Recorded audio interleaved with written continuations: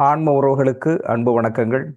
உண்மையான ஞானமும் உங்களது நல்ல கர்மாக்களும் மட்டுமே உங்களுக்கு அனைத்து இன்பங்களையும் கொடுக்கும்.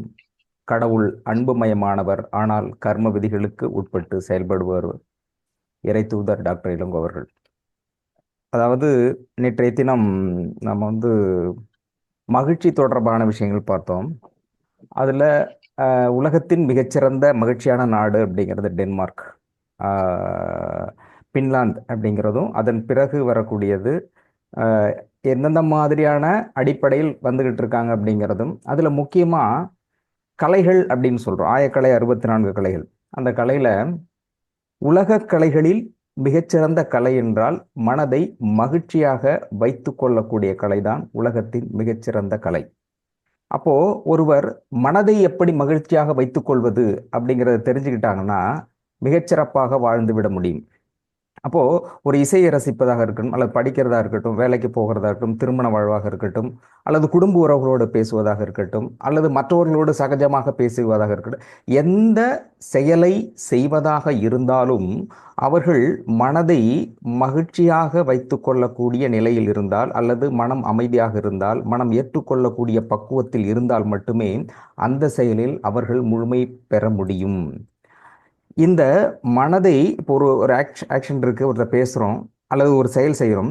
இந்த இடத்தில் மனதை ஒருநிலைப்படுத்த முடியாமல் அல்லது அந்த செயலோடு ஒன்றி இணையாமல் அதற்கு எதிராகவோ அல்லது மாறுபட்டோ இருக்கின்ற பொழுதுதான் பிரச்சனைகளின் அடிப்படை காரணம். அதைத்தான் புத்தர் மிக தெளிவாக ignorance is a root of all the problems. அதாவது அறியாமை என்பது அனைத்து பிரச்சனைகளுக்கும் மூலம் அப்படின்னு சொல்றாரு. அறியாமைங்கிறது எந்த இடத்துல வருதுன்னா, நாம் மனதை ஒரு விஷயத்தோடு ஒன்றிணைய முடியாமல் இருப்பது அப்படிங்கிறது. நம்ம ஏற்கனவே அதில் தான் மனிதனுக்கு இருக்கக்கூடிய special qualification compare to any other இந்த வேர்ல்டில் இருக்கிற மற்ற உயிரினங்களோடு, லைவ்லிஹுட் அனிமல்ஸாக இருக்கட்டும், பிளானட்ஸாக இருக்கட்டும், அதோடு ஒப்பிடுகின்ற பொழுது மனிதனுக்கு தனித்தன்மை அப்படிங்கிறத நேற்றைக்கு நிறைய பேர் நிறைய விஷயங்கள் சொல்லிட்டு இருந்தாங்க. அது தொடர்பாக பேசுவோம். உங்களுடைய கருத்துக்கள் நிறைய பேர் சொன்னாங்க, நான் சொல்லலை அப்படின்னு கருத்து பரிமாறிக்கொள்ளலாம்.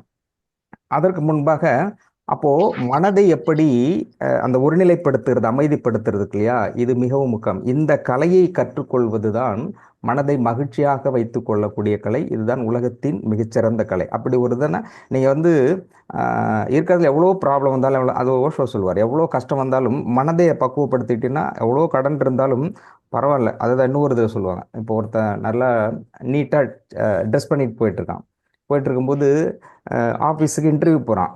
திடீர்னு மேலே பறக்கிற காக்கா கக்கா பண்ணிடுது. அப்படின்ற காக்கா பண்ணோடனே அசிங்கமாக போயிடும். அசிங்கம் போட்டால் இன்டர்வியூ போனோடனே 2 பேர் போகிறாங்க. ஒருத்தனுக்கு கக்கா பண்ணிடுச்சு. என்னென்ன இவனை பார்த்து என்னடா இப்படி ஆயிடுச்சுன்னு அவன் சிரிச்சான்.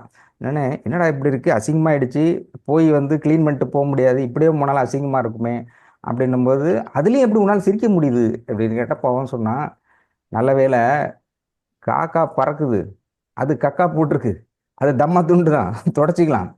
நல்ல வேளை ஏனை பறக்கிற மாதிரி இருந்து அது கக்கா போட்டிருந்துன்னா உடம்பே குளிச்சிருப்பேன், இது எவ்வளவு கொடுமையா இருந்திருக்கும்.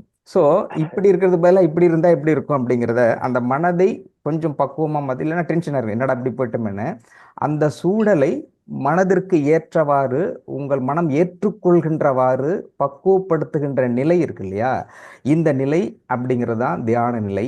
இதுதான் இறைநிலை. இதுதான் ஆன்மீகத்தில் கற்றுக் கொடுக்க வேண்டிய அடிப்படை செய்தி. இதை எப்படி பார்க்கலான்னா, அது டீப் அண்ட் டெப்த்தாக இருக்கும். விபாசனா அப்படிங்கிறதுல புத்தரும் சொல்லுவார், ஓஷோ சொல்லுவாங்க. அதில் இப்போ நாம இப்போ இருக்கோம் இல்லையா, அது சின்ன ப்ராக்டிஸ் பண்ணுவோம். Later on we will discuss அதை பற்றி, எப்படி அந்த கலையை கற்றுக்கொள்வதுங்கிறது. இப்போ நம்ம போகிறோம், உடம்பு சரியில்லை, நாம் நமக்கு அப்படிங்கிற மாதிரி இருக்கும். அப்போது நீங்கள் எப்பயாவது சூழல் இருக்கும்போது நாம் வேற, இந்த உடல் வேறு நாம் வேறு அப்படிங்கிற ஒரு இடத்துக்கு வச்சுக்கிட்டீங்கன்னு வச்சுக்கேன், அந்த நிலைங்கிறது அதுதான் ஆன்ம நிலை. ஆன்மாவை பற்றி நீங்கள் புரிந்து கொள்வது அப்படிங்கிறது இல்லையா.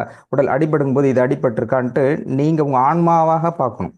அது ப்ராக்டிஸ். இது எதப்பட்டிருக்கா, அப்படி இருக்கா, அவனுக்கு அடிபட்டிருக்கு, இவனு அடிபட்டிருக்கு அப்படின்னு மற்ற எல்லாரோடும் ஒப்பிட்டு அந்த மனதை தனித்துவத்தோடு, உயிரை தனித்துவத்தோடு, ஆன்மாவை தனித்துவத்தோடு, உடலை பிரித்து பார்க்கின்ற அந்த சூழல் இருக்கு இல்லையா, அந்த சூழலை நீங்கள் கற்றுக்கொண்டால் அந்த கலை இருக்கு இல்லையா, அது மிகச்சிறந்த கலை. அதுதான் ஆன்மீகத்தினுடைய அடிப்படையான கலை.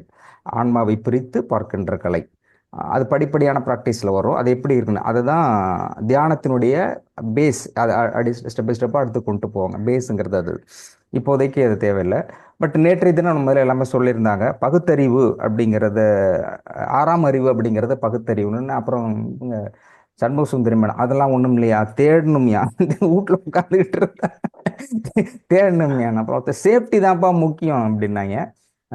அது அது அந்த அந்த புரிதல் இருக்கு இல்லையா. இப்போ மனிதன், இப்போ நம்ம சொல்றாங்க இல்லையா, மனிதனின் ஆறாம் அறிவு. அப்போ ஆறாம் அறிவுனா எது அப்படிங்கிறத ஒரு தெளிவாக பிடிச்சிட்டோம்னா அதில் ட்ராக் பண்ணலாம். அப்போ எது அப்படிங்கிறது, அப்போ ஒவ்வொருத்தருக்கும் ஒரு புரிதல் இருக்கு. அது எதுவுமே தவறுன்னு சொல்ல முடியாது. ஒவ்வொருக்கும் ஒரு புரிதல் இருக்கு. அப்போ அதில் சிறந்தது எப்படி, அந்த விஷயத்தை நீங்க ஒன்று ஒன்றா கவனிச்சுக்கிட்டு வரும்பொழுது அடிப்படையில் உங்களுடைய பிரச்சனைகளை நீங்களே சரி செய்து கொள்ள முடியும். அதை விட நான் எதிர்பார்க்கிறது, இதில் இருப்பவர்கள் அனைவரும் விளக்குகளாக, இங்கிருந்து எரிகின்ற விளக்கில் நீங்களும் ஏற்றப்பட்ட ஒரு சுடராக மற்றவர்களுக்கு ஒளிவிளக்காக இருக்க வேண்டும், இருளை அகற்ற வேண்டும் என்ற பணியில் எடுத்து செல்லணும்னா இந்த கற்பிதம் அப்படிங்கிறது மிக முக்கியமான ஒன்று. அப்போ அந்த ஆற்றல் இருக்கு இல்லையா, அந்த ஆறாம் அறிவு அப்படின்னா என்ன அப்படிங்கிறத சொல்லலாம். இதுல வந்து பிரசாத் சார் சொல்லுவார் லேட்டரான். ஒரு எல்லாம் சொன்னதுக்கு அப்புறம் வள்ளலார் பற்றி, வள்ளலார் வந்து கடை விரித்தேன் கொள்வார் இல்லை அப்படிங்கிறதுக்கு அவர் ஒரு விளக்கம் போட்டிருந்தாங்க. அதை பத்தி பேசுவார் அப்படின்னு நினைக்கிறேன். இப்போ அந்த பகுத்தறிவு அல்லது ஆறாம் அறிவு, மனுஷனுக்கு இதுதான் ஏன் ஆறாம் அறிவு அப்படின்னு. இதுல நம்ம பத்மா மேடம் இருக்காங்களான்னு தெரியல, அவங்க சொல்லுவாங்க, முதல்ல அந்த கடவுள் எங்க இருக்காருன்னு தெரியல, அவர் எங்கேயோ உட்கார்ந்துகிட்டு வணக்கம் சார். வணக்கம் சார். சார், இடம் பொருள் ஏவல் பார்த்து செயல்படுவது, பேசுவது, அதுதான் சார் பகுத்தறிவு நினைக்கிறேன். பகுத்தறிவு வந்து இடம் பொருள் ஏவல், இதை பார்த்து பேசக்கூடியது அறிவு, பகுத்தறிவு. ஃபார் எக்ஸாம்பிள் சொல்லுங்க. மற்ற விலங்குகள் எதுவுமே அந்த மாதிரி கிடையாது சார். மனிதன் மட்டும்தான் இடம் பொருள் ஏவல் பார்த்து நம்ம பேசுறது, ஒருத்தர்கிட்ட நடந்துக்கிறது, பேசுறது, எப்படி பேசலாங்கிறது யோசிக்கிறது, இதெல்லாம் நம்ம பொருள் ஏவல் எந்த இடத்துட்டு அதை செய்யணும் அப்படிங்கிறது. இடம் பொருள் ஏவல் அப்படிங்கிறது உண்மைதான். இது வந்து மனிதன், இது நீங்க சொல்றது மிகச்சிறந்த ஒன்று. இடம் பொருள் ஏவல் கரெக்டா அதை ஃபாலோ பண்ணாங்கன்னா, இந்த இடத்தில் எந்த பொருள் கொண்டு எதை பேச வேண்டும், எதை செய்ய வேண்டும், கரெக்ட், இது சரியாக செஞ்சாக்க வாழ்நாளில் கரெக்டா பண்ணலாம் அப்படிங்கிறது. இடம் பொருள் ஏவலை தாண்டி தன்னை மீறி சில விஷயங்கள் நடக்குது. அது எதுக்காக கிராஸ் பண்றேன்னு தப்பா நினைக்க வேண்டாம். என்னுடைய புரிதல் நான் சொல்றேன். இப்போ அதே இதுல வந்து இடம், காடு, பொருள், ஒரு புலி, ஒரு சிங்கம்னு வச்சுங்க. இடம் பொருள் ஏவல். ஏவல் அப்படிங்கிறது ஒரு புலி மானை அடித்து சாப்பிட்றது ஏவல் இல்லையா, இடம் பொருள் ஏவல். இந்த இடம் பொருள் ஏவல்ங்கிறது ஒரு புலி மானை அடிக்காது. பட் அன்ஃபார்ச்சுனேட்லியா எனக்கு ஹைலைட்டாக எப்பவும் நினைவுக்கு வர்றது, ஒரு புலி வந்து மான் அடிக்குது. அந்த மான் வந்து குட்டின்றத வயிற்றுல வந்து அது ப்ரெக்னன்சி கர்ப்பமாக இருக்குது. இது துரத்திட்டு ஓடும்பொழுது அதெல்லாம் பார்த்துருப்பீங்க. அந்த மான் வந்து குட்டி போடுது. இது துரத்தும் போது அது குட்டி போட்டுட்டு அது ஓடிடுது, எஸ்கேப் ஆகிடுது.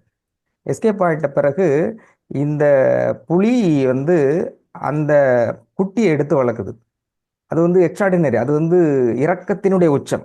இரக்கத்தினுடைய, விட்டுட்டு போனா கூட பரவாயில்ல, ஆனாலும் அந்த மான் குட்டியை எடுத்து வளர்க்குது. இடம் என்பது காடு, பொருள் என்பது அந்த இடத்துல வேட்டையாடுற இடம். பொருள்ங்கிறது இது மான், புலி. ஏவல் அப்படிங்கிறது அட்டாக். ஆனால் இடம் பொருள் ஏவலையும் தாண்டி ஒரு இரக்கமான ஒரு செயல் இருக்கு இல்லையா, அது மனிதர்களை விடவும் விலங்குகளும் மற்ற உயிரினங்களும் மிகச்சிறப்பாக செய்து கொண்டிருக்கிறது. அதை விட இன்னும் என்னுடைய புரிதல் தப்பா எடுத்துக்க வேண்டாம். என்னுடைய புரிதல் அப்படிங்கிறது எப்படின்னா, உலகத்தில் இருக்கக்கூடிய எந்த உயிரினமாக இருந்தாலும் அதுக்கு பசி நேரத்துக்கு சாப்பாடு மட்டும் கிடைச்சிருச்சுன்னா வேற எந்த, அதே மாதிரி அது தாய்க்கு சமமான அன்பு காட்டும். எந்த உயிரினமாக இருந்தால் பசி நேரத்துக்கு சாப்பிட்டு, பசி இல்லாத உயிரினத்தை நீங்க எப்படி வேணாலும் கொஞ்சலாம், அது எதுவுமே செய்யாது. பசி வந்துகின்ற பொழுதுதான் மூர்க்கமா இருக்கும். புலியா இருந்தாலும் சாப்பிட்டோன்னா எதுவும் அட்டாக் பண்ணாது, தன்னுடைய இருப்பை காமிக்கும், அவ்வளவுதானே தவிர எதுவும் செய்யாது. ஆனால் மனிதன் மட்டும்தான் பசிக்கின்ற பொழுதும் பசி தீர்ந்த பொழுதும் தன் தலைமுறையை தாண்டி தனக்கு தேவைகளை சேர்த்து வைத்துக் கொள்ள வேண்டும். அகோர பசியில் அலைந்து கொண்டிருப்பவன், வாழும் பேய்களாக அலைந்து கொண்டிருப்பவன் மனிதன் மட்டும்தான், மற்ற எந்த உயிரினங்களும் இல்லை. அப்போ இடம் பொருள் ஏவல் அப்படிங்கிற இடத்துல பார்க்கின்ற பொழுது ஒரு செயலை செய்கின்ற அந்த விஷயத்துல மிகச்சிறந்த தத்துவார்த்த கருத்துங்கிறது இடம் பொருள் ஏவல். அப்படி இருக்கின்ற ஒரு மனிதன் சிறப்பாக செயல்பட முடியும். ஆனால் இதே விஷயத்த மற்ற விலங்குகளும் பின்பற்றுவதாக எனக்கு தோன்றுகிறது அப்படின்னு நினைக்கிறேன்.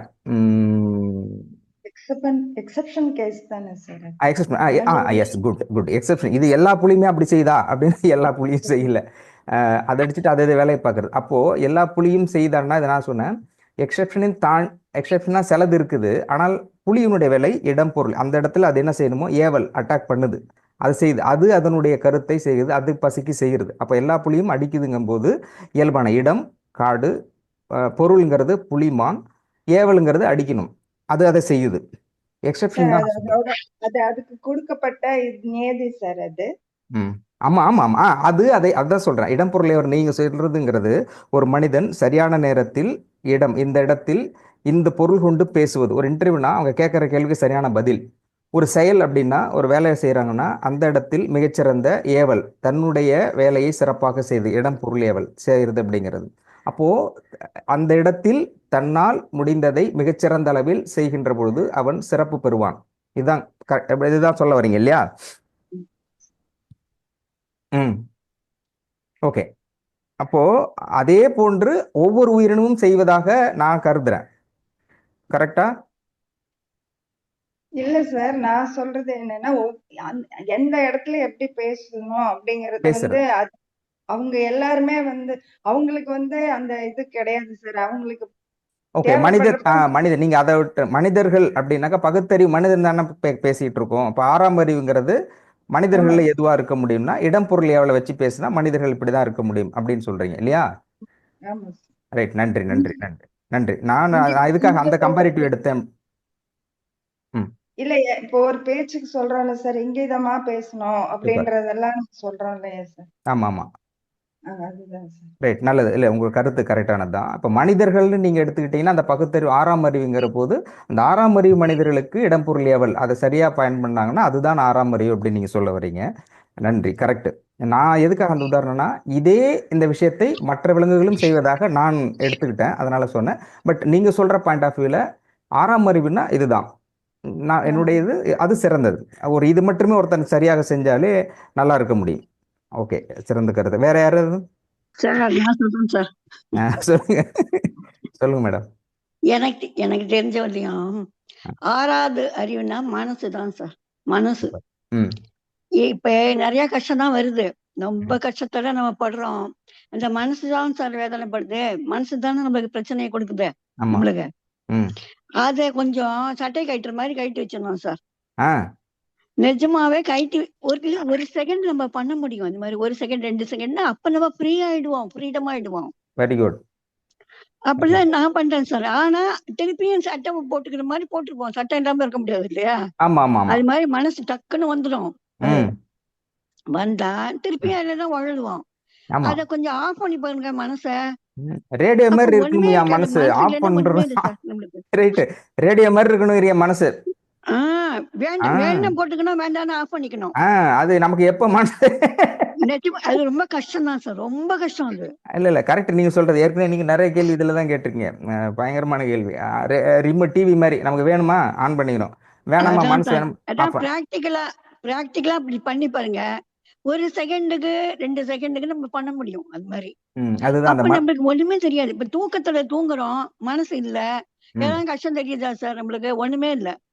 சூப்பர் மேடம், கலக்குறீங்க போங்க. அப்ப தூங்கிட்டே இருந்தா பிரச்சனையே இல்ல, ஒண்ணுமே தெரியல. அதே கஷ்டத்துல தானே நம்ம காலையில இருந்திருக்கோம், நம்ம மத்தியானம் இருந்திருக்கோம். அப்ப தூங்கும்போது மட்டும் நம்மளுக்கு ஏன் ஒண்ணும் தெரியல? ஏன் தெரியல? காலையில என்ன திருப்பி வந்துடுறது கஷ்டம். காலையில வந்துருது, அதான் முடிச்சுக்கிட்டு இருந்தேன். அப்ப முடிச்சுக்கிட்டு இருக்கிறதான் பிரச்சனைக்கு காரணம். அதான் சார், அந்த மனசை அடக்கலாம் முடியாது. மனசு வந்து அதோட நேச்சர். இப்போ அதனால மனசெல்லாம் அடக்கி நம்ம இப்படி வெற்றி கொள்ளலாம் முடியாது. மனசை கைட்டு வச்சணும் சார். ஆமா, அது எங்க இருக்குன்னு தான் தெரியல. Right, okay. நீங்க ஏற்கனவே சொன்னீங்கல்ல, கண்டினியூ பண்ணலாம். ஏற்கனவே நீங்க சொன்னது தான். ஏற்கனவே இவர் எங்க உட்காந்துட்டு கடவுள் வந்து நமக்கு இந்த கர்மா வச்சுக்கிட்டு இந்த பிரச்சனை எல்லாம் கொடுத்துட்டு இருக்காரு. அட்லீஸ்ட் அவர் ஒரு அட்ரஸ் கிடைச்சாலாவது போய் பார்த்துட்டு வரலாம். ஒரு இமெயில் அவர் அந்த அட்ரஸ் கிடைச்சு அவரே தேடி போவேன் சார். அவர் தானே படிச்சவர், அவர் தான் வரணும். ம் இல்ல அவர் தான் அவர் வரணும் சார் நம்ம வரலங்கிறதுல தானே கிட்ட. நம்ம போக வேண்டியதா இருக்கு. அவரோட குழந்தைங்க தானே நம்ம. ஆமாமா. இல்ல அவர் வரலங்கிறது தானே பிரச்சனை. இல்ல நம்ம தேடியே போக வேண்டாம், அவர் தான் வரணும் சார். ம். படைச்சவர் அவர்னா அவர் தானே தந்தை, அவர் தான் ஆமா வரணும். அதுதான் நீங்க இவ்வளவு பிரச்சனை இருக்கு அவர் வரலையே அப்படிங்கறதுனால சொன்னா அப்ப அவர் வரணும். நீங்க சொல்ல பாக்குறது அவர் வரணும். அவர் ஆமா படிச்சுட்டு அவர் சார். பட்டு விட்டுட்டு எங்கேயாவது ஏதாவது நம்ம தப்பு பண்றோம்.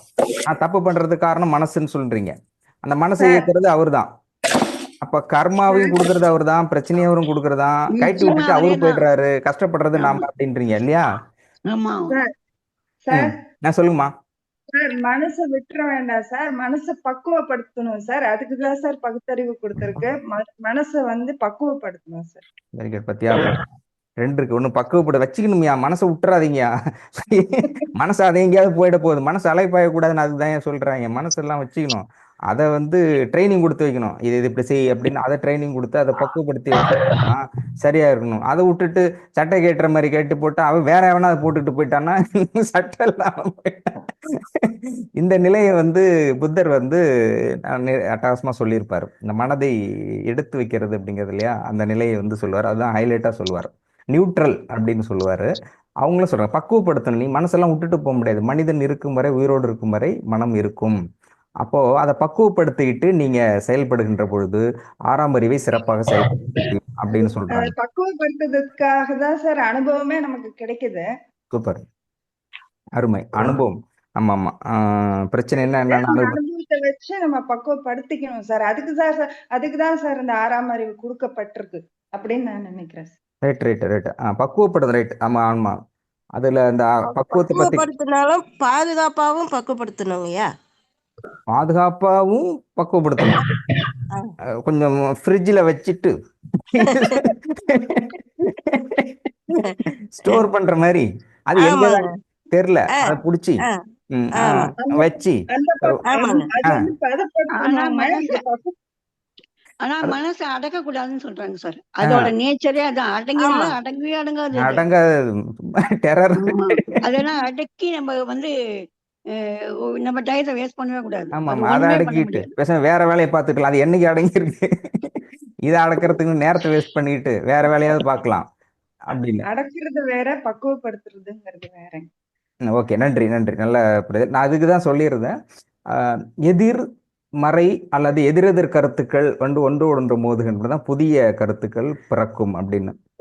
அதனாலதான் ஏற்கனவே வந்து 200வது நாளில் டிபேட் அப்படிங்கிற விஷயத்த அவங்க சரணியா அவங்க போட்டிருந்தாங்க. அப்புறம் சிலர் வந்து சரி பண்ணலான்னாங்க. அப்புறம் அன்பார்ச்சுனேட்லி அதை பண்ணலை. இதற்கு இந்த நான் கருத்து கேட்கறது அப்படிங்கிறது சொல்லிட்டு போக முடியும். இன்னும் ஒரு எனக்கு புரிதல் உள்ளதையும் அல்லது மற்றவர்கள் கேட்டு அப்படி பண்ணும். பட் டிஸ்கஷனாக எதுக்கு வைக்கிறதுன்னா, அப்போ மனம் அப்படிங்கிற விஷயத்துல எல்லாருக்குமே ஒரு இடத்துல வரீங்க மனம் அப்படிங்கிறது. அப்போ மனம், அப்போ மனிதன் என்ற அந்த 6வது அறிவுங்கிறது என்ன, நம்ம மனுஷனா இருக்கியா அப்படின்னா அப்போ அந்த இடத்துல வராங்களே. இப்போ 6வது அறிவு, அப்போ 6வது அறிவுன்னா என்ன அப்படிங்கிற ஒரு புரிதல் இருக்கு இல்லையா. அப்போ அதை டீகோட் பண்ணும். அப்போ டீகோட் பண்ணனா ஒரு புரிதல் அல்லது கற்றுக்கொள்ளுதுங்கிறது அந்த பாயிண்ட் அதுல இருந்து எடுத்துட்டு வரணும்னு சொல்றோம் இல்லையா. அது இப்போ நீங்க போடுறீங்களா மனம் அப்படின்னா ஒரு பக்குவப்படுத்தணுங்கிறதும் அல்லது அதை வந்து எடுத்து தனியா வச்சிடணும் அப்படிங்கிறது, இல்லைன்னா ஸ்டோர் பண்ணியாவது வைக்கணும்யா, அது மாதிரிலாம் கழட்டி விட்டுறணும்யான ஒரு கருத்துக்கள் இருக்கு இல்லையா. அது சிறந்த கருத்துக்கள். அப்போ மனம் எப்படி ஃபைண்ட் அவுட் பண்ணீங்க, மனதை எப்படி நீங்க இதுதான் மனசு அப்படின்னு எப்படி சொல்லுவீங்க? இது மனசுன்னு சொன்னோம், மிகச்சிறந்த வாதம் இது. ஏன்னா மனம் அப்படிங்கிறது ஒரு புள்ளி ஒரு புள்ளி வந்து ஒரு புள்ளி ஒரு கோலம் போடுறோம்னா அந்த கோலத்துக்கு நடுவுல இருக்கிற புள்ளி நடுநிலைப்படுத்தணும். ஒரு புள்ளி நடுநிலைப்படுத்தணும். புள்ளி நடுவுல வச்சாலே அது புள்ளி தான். புள்ளி நடுவுலதான் இருக்கும். அந்த அப்போ எத்தனை புள்ளி இருக்கும்? ஒரே புள்ளிதான். நம்ம கண் முன்ன, அதாவது நெற்றி கண்ணுல வைக்கணும்ன்றாங்க, இல்லன்னாக்கா ஆள் மனதுல வைக்கணும்ன்றாங்க, இல்ல இதயத்துல வைக்கணும்ன்றாங்க. இப்ப அதுலயும் ஒண்ணு வச்சுட்டா என்ன, அந்த புள்ளிதான் நம்மள வந்து பெருசா அதை பயன்படுத்த உதவும். பெரிய ஒளியா வந்து கொடுக்க முடியும். அவன் இறைவன் கொடுக்கறத நம்ம அறிய முடியும். அப்ப மனசுங்கிறது புள்ளியில இருக்குது. அந்த புள்ளிய நீங்க புடிச்சிட்டீங்கன்னா மனசு புடிச்சிடலாம். ஆமா, எதிர்பார்ப்பு அதுதானே. அதுதான் அந்த எதிர்பார்ப்பு வந்து அந்த புள்ளியில உட்காரும் போது அந்த இடத்துல இருந்துதான் வந்து நம்மளது வந்து ஆரம்பிக்குது. அங்கே இருந்து தான் ஆரம்பிது. அதனால தான் நிறைய துட்டு வச்சிருக்கோம்னா பெரும்புள்ளின்றாங்க. ஆமாம் கரெக்ட். பத்தியா? ஆமா இந்த புள்ளிய அந்த ஆறாவை பிடிச்சிருங்க. விரிவுபடுத்தணும். அப்போ ஆ, நம்ம அந்த அறிய அறிய ஒவ்வொரு படிப்படியா அறிய அறிய ம், நமது ஆர்வம் ஒருநிலைப்படும். ம். ஒருநிலைப்படும் போது நம்மளுக்கு அடுத்தது என்ன நடக்குதுங்கிறதே நம்மள தெரியாத அளவுக்கு நம்மளை கொண்டுட்டு போகும். அது நம்மளே. அது வந்து நம்ம மனதை பக்குவப்படுத்தி ம், அந்த பாதுகாப்பு கொடுத்து ம், அதையே அறிந்து அறிந்து அறிந்து அறிந்து ம். தன்னை தன்னால் உணர வைக்கக்கூடிய பக்குவம் தான் அந்த அந்த ஒரு புள்ளி பாதுகாப்பாவையும் வச்சுக்கிறணும். அதாவது எல்லாமே பாதுகாப்பாகவும் இருக்கும், தேடிக்கிட்டு இருக்கும், மனசும் இருக்கும், எல்லாமே சேர்த்து ஒரு புள்ளியில தான் இருக்கு. ஆமா அந்த புள்ளி எங்க இருக்கு? அந்த புள்ளிதான் மனம் ஒண்ணு, நெற்றிக்கண் ஒண்ணு, ஆ, ஆழ் மனம் ஒண்ணு. 3 புள்ளி இருக்கு அப்ப. ஆமா ம். சார் வணக்கம். சார் வணக்கம் சார். நன்றி. எண்ணங்களின் தொகுப்பு தான் சார் மனம். நன்றி. மனசுங்கிறது உடம்பு ஃபுல்லா பரவி இருக்கு. ஆ, எண்ணங்களின் தொகுப்பு தான் மனசு. Very good. எண்ணங்களின் தொகுப்பு மனம். கரெக்ட். வேற யாரு சொன்னீங்க? எண்ணம் எங்க இருந்து மூலாதாரம். ஆரம்பிக்குது? ஆனா ரமண மகர்ஷி சொல்லுவார், எண்ணம் எங்க ஆரம்பிக்குதுன்னா ம், இந்த அநாதக சக்கரத்துக்கிட்ட ஒரு இது இருக்கான் சார். அது அனாதை. பேரு அவர் சொன்ன அந்த பேர் எனக்கு தெரியல இப்போ. ஆனா ரொம்ப முன்னாடி படிச்ச நினைப்பு இருக்கு. ஓகே. அந்த இடத்துல இருந்து மனசு எண்ணம் தோன்றுதுன்னு சொல்லுவாரு. அந்த எண்ணம் தோன்ற இடத்த பாரு அப்படிம்பாரு. ம், அந்த ஓகே. எண்ணம் எங்க இருந்து ஆரம்பிக்குதோ அந்த ம், இடத்த நீ பாரு, ம். அதுதான் நீ. அப்ப எல்லாமே அடங்கிடும் பாரு அவரு. அப்ப நாம எங்க இருக்கிறோம்னா அநாதக சக்கரத்துக்குள்ள இருக்கிற அந்த பாயிண்ட்டுக்குள்ள இருக்கிறோம். கரெக்டா? ஆமா ஆமா மூலாதாரத்துக்குள்ள. கண்டுபிடிச்சு. இப்ப நம்ம முதல்ல எங்க இருக்கிறோங்கிறதுக்கு விடை தெரிஞ்சிருச்சு. இங்க சார் தாங்க நம்ம எண்ணம் இருக்கிறோம். எங்கிருந்து சார் எண்ணம் எங்கிருந்து தோன்றுதுங்க சார்? எண்ணம் எங்க தோன்றுது சொல்லுங்க.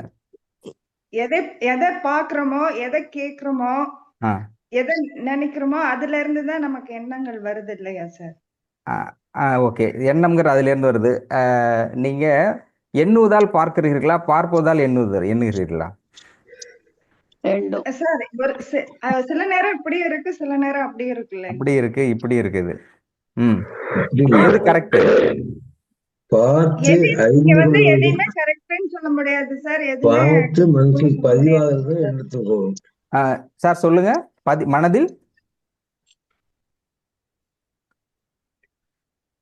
சரி, ஓகே, நீங்க சொல்லுங்க. இடையில யாரோ பேசின மாதிரி இருந்தது.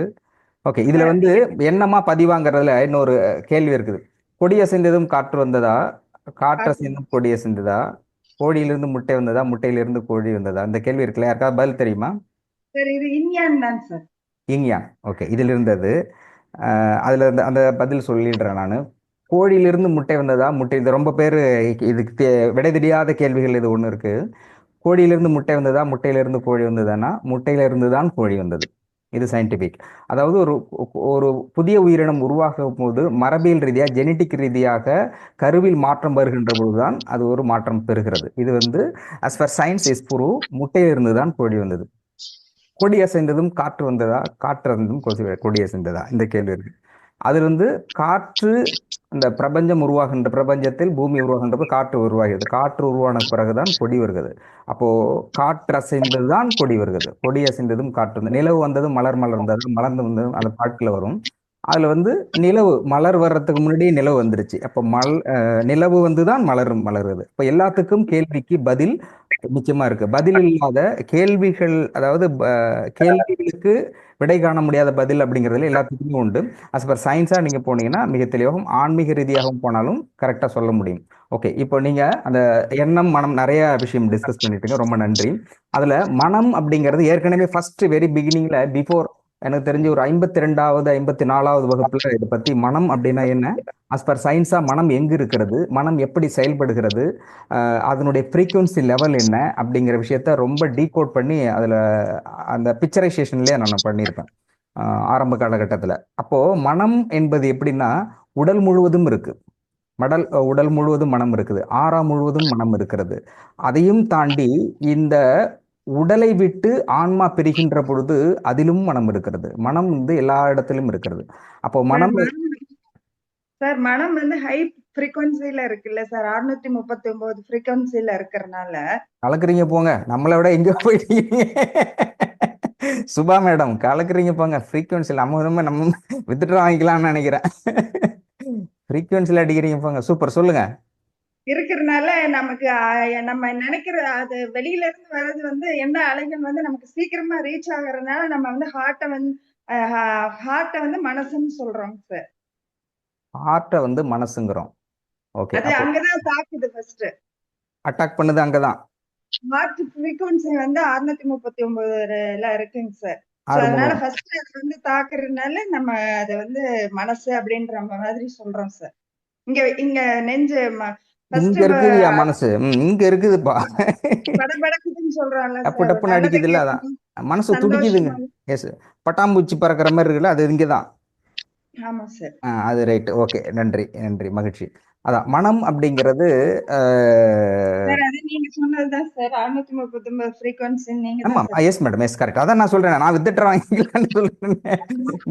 இன்னும் இந்த ஃப்ரீக்வன்சில நான் விட்டுட்டு வெளில வந்துடலாம். நீங்க பிடிச்சி நம்முடைய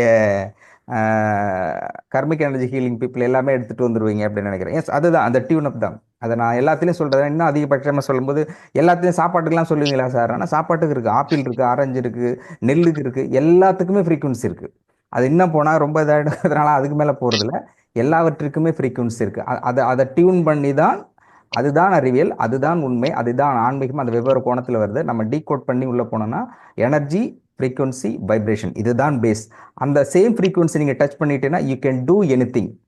அந்த இடத்துக்கு வருகின்ற பொழுது நான் வந்து ஒரு கான்ஃபிடென்ட்டாக சொல்கிறது, இங்கே இருக்கின்ற அனைவரும் நாளை இருளை போக்குகின்ற அகல் விளக்குகளாக இருக்க முடியும்னு நான் தைரியமாக சொல்கிறதுக்கு காரணம் இது. படிப்படியாக இப்போ ஃப்ரீக்வன்சின்னு சொல்கிறீங்க இல்லையா, இந்த ஃப்ரீக்வன்சிங்கிறது ஒவ்வொரு இதில் எப்படி எடுத்து செல்லப்படுகிறது, எது இதெல்லாம் இருக்குது. அந்த சேம் ஃப்ரீக்வன்சியில் வரும்பொழுது மைண்டை மற்றும் அந்த அன்புன்னு இருக்கு இல்லையா, அந்த அன்பு, அந்த லவ், அன்பிலீவபிள், நம்மள மோர் தென் 800 900 கிட்டத்தட்ட வரும் அந்த அன்புங்கிறது.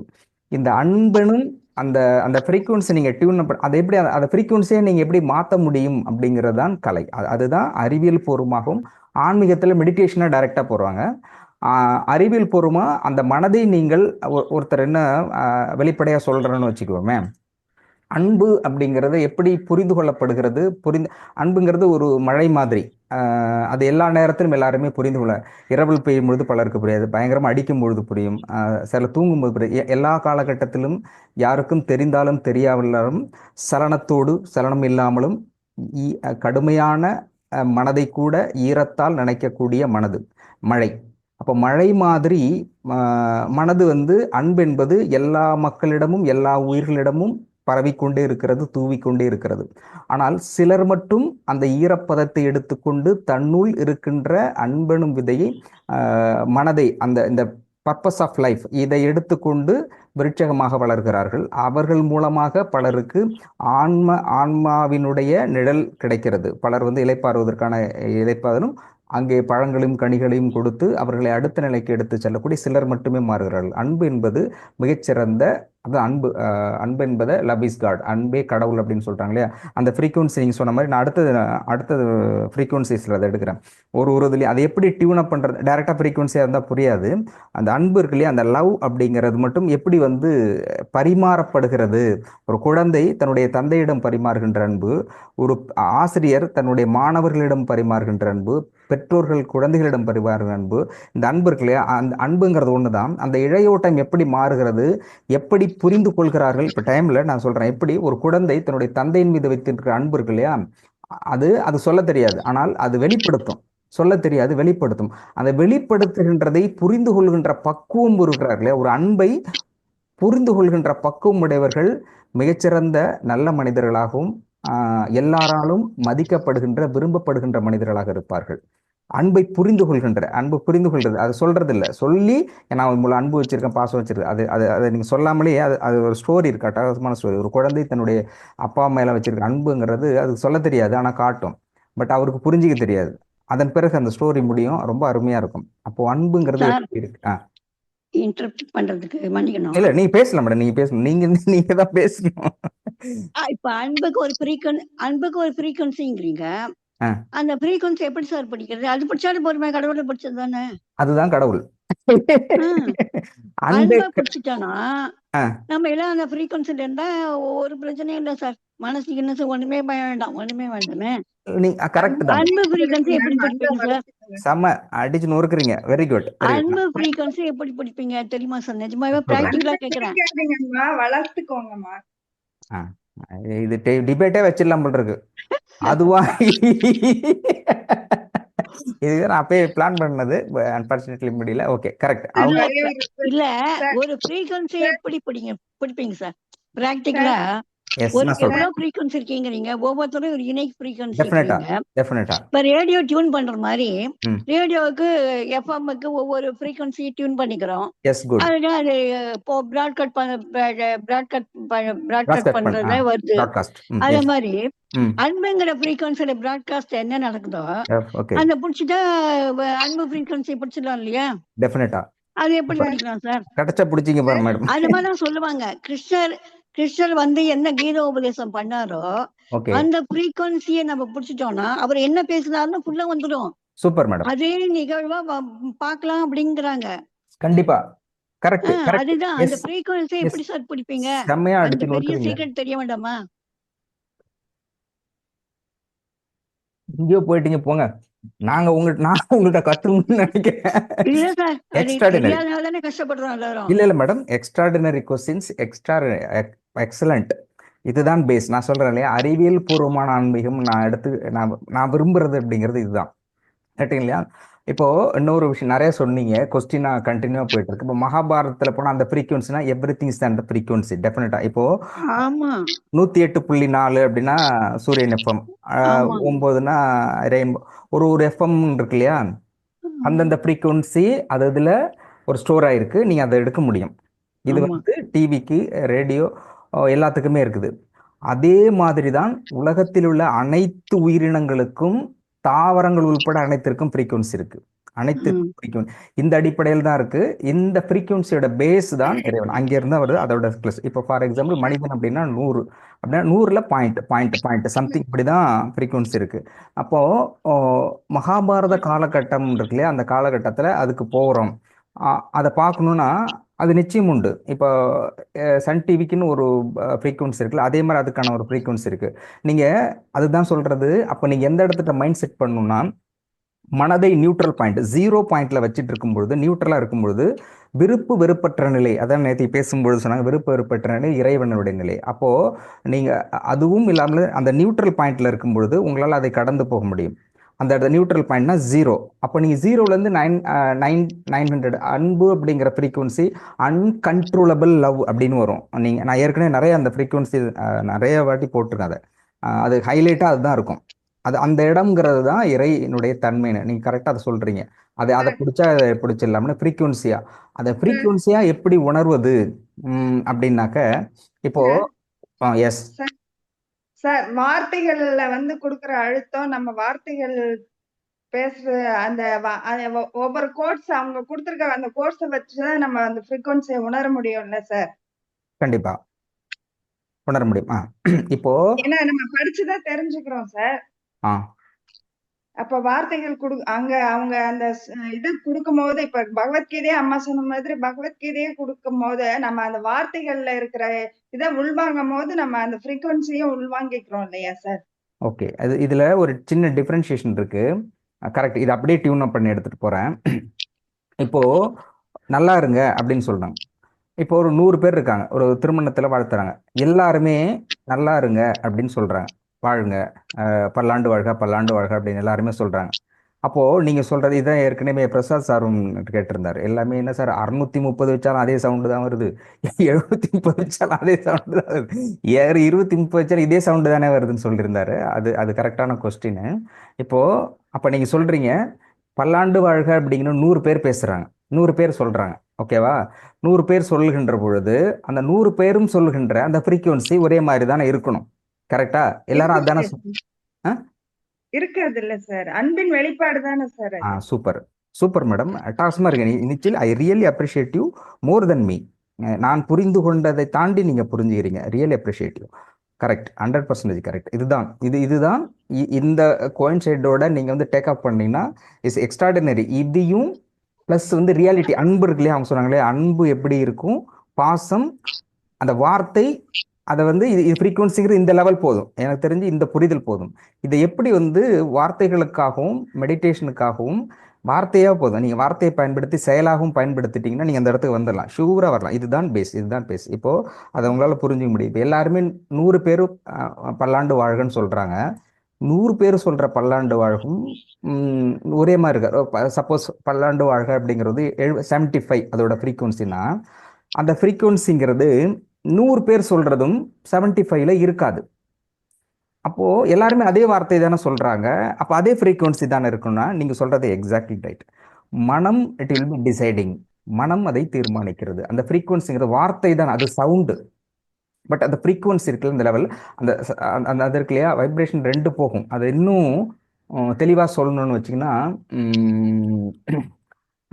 அதாவது டேப் ரெக்கார்டுக்கு எனக்கு மறந்துடுச்சு, பட் அந்த ஸ்டோரி ஞாபகம் இருக்குது. சயின்டிஸ்ட் கேம்பிரிட்ஜ் மார்கோனி ரேடியோ கண்டுபிடிக்கிற அந்த காலகட்டத்தில் டேப் ரெக்கார்டு கண்டுபிடிக்கிறாங்க. டேப் ரெக்கார்டு கண்டுபிடிக்கும் போது சயின்டிஸ்ட், நாளைக்கு நான் ரெஃபரன்ஸோட சொல்கிறேன், அது ஏற்கனவே சொல்லணும்னு நினச்சேன். அப்போது அந்த டேப் ரெக்கார்டு வந்து அவர் கண்டுபிடிக்கிறாரு. அவர் கண்டுபிடிக்கும் போது அது எக்ஸாக்ட்லி ரொம்ப பர்ஃபெக்டான நியூஸ், வேர்ல்டுக்கு அது எக்ஸ்ட்ராடினரி மெசேஜ். அது அவர் வந்து 2 இருக்குது. இப்போது ஒரு டேப் ரெக்கார்டு இருக்கு இல்லையா, அதை எடுக்கிறீங்க, நீங்கள் பேசுகிறீங்க, ஹலோ அப்படின்னு நான் சொல்கிறேன், நீங்கள் சொல்கிறீங்க, ஒரு 50 பேர் சொல்கிறாங்க, 50 பேரும் ஹலோன்னு சொல்கிறோம். ஆனால் 50 பேரும் ஹலோன்னு சொல்லும்போது அந்த வார்த்தையில் ஹலோன்னு இருக்கும், பட்டு நான் பேசுறது என்ன மாதிரி இருக்கும், நீங்க பேசுறது உங்க மாதிரி இருக்கும். அப்போ 50 விதமா இருக்கும். புரியுதா? ஏற்ற இறக்கங்கள் சார். ஏற்ற இறக்கங்கள் கரெக்ட். இல்ல அலோங்கிறது ஒரே மாதிரி தான். இல்ல சார், அதாவது அந்த அந்த டியூன்ல இருக்க ஏற்றம் இறக்கம் அதை வச்சுதானே சார் நமக்கு புரிஞ்சுக்க முடியுது. அவங்க கோபமா பேசுறாங்களா இல்ல வேற மாதிரி பேசுறாங்களா, கன்னிங்கா பேசுறாங்களா? இல்ல ரைட். இப்ப சிரிச்சுக்கிட்டே எல்லாருமே நல்லா இருங்கன்ற நல்லா இருக்குன்னு சொல்றாங்கன்னு வச்சுக்க, அப்ப அதை சிரிச்சுக்கிட்டு தானே இருக்காங்கன்னா அந்த மனம் பெரு, நீங்க சொல்றது புரியுது, கரெக்ட், அந்த இடத்துக்கு தான் வர்றீங்க. அப்போ இந்த நான் வேரியேஷனுக்கு சொல்றேன், நீங்க புரிஞ்சுக்கீங்க அந்த வைப்ரேஷன். இந்த வேரியேஷனுங்கிறது இப்போ 100 பேர் பேசினாலும் 1000 பேர் பேசினாலும் கோடி பேர் பேசினாலும் ஹலோ அப்படிங்கிறது, ஹலோங்கிற வார்த்தை ஒன்றுதான், ஹலோங்கிறது வார்த்தை ஒன்றுதான். ஆனால் அந்த பதிவுகள் வந்து 2 விதமாக பதிகிறது. ஒன்று அந்த வார்த்தையும், அந்த வார்த்தையோட ஃப்ரீக்வன்சி உள்ளார்ந்த அர்த்தம் இருக்கு இல்லையா, அந்த அந்த வைப்ரேஷன்ஸ் ஏற்ற இறக்கம், நீங்க சொல்றது கரெக்ட். அந்த ஏற்ற பாவனை, அது நீங்க அது இசையில வரும்போது அது வரும், கரெக்ட். எல்லாத்தையுமே கலந்து அடிக்கிறீங்களே நீங்க. நாளைக்கு நான் கிளாஸ் வர்றேன் மேடம், எங்க இருக்கிறீங்க நீங்க? பாவனைங்கிறது வேற. சரி, ஓகே, நான் அடுத்தது வரேன். பாவனைங்கிறது அது நம்ம பேசும்போது முகம் வந்து காட்டி கொடுக்குதுன்னு சொல்லுவாங்கல்ல, அது பாவனைங்கிறது உங்க. இது ரிஜிஸ்டர்ங்கிறது சவுண்ட்.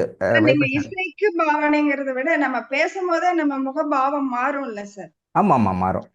இல்ல இது நான் சொல்றது டேப் ரெக்கார்ட்ல ரிஜிஸ்டர் ஆகுறது. நீங்க வந்து விஷுவலைசேஷன்ல சொல்றீங்க, முகபாவம்னு ஒன்று இருக்கு, நிறைய கிளை போயிட்டே இருக்கு.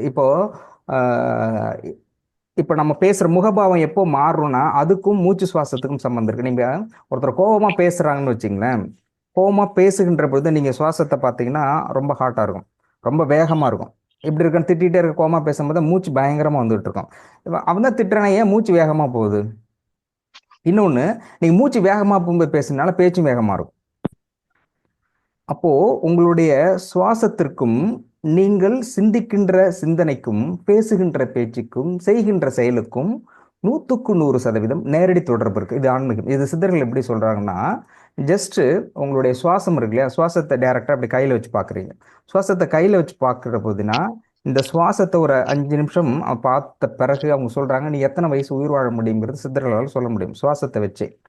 அப்போ சுவாசத்தினுடைய ஓட்டம் இருக்கு இல்லையா, அந்த ஓட்டம் இருக்கோ அந்த எண்ணெய் சரகக்கலை, யாரு, ஸ்ரீதேவி மேடம், எக்ஸலண்ட், சரகக்கலை.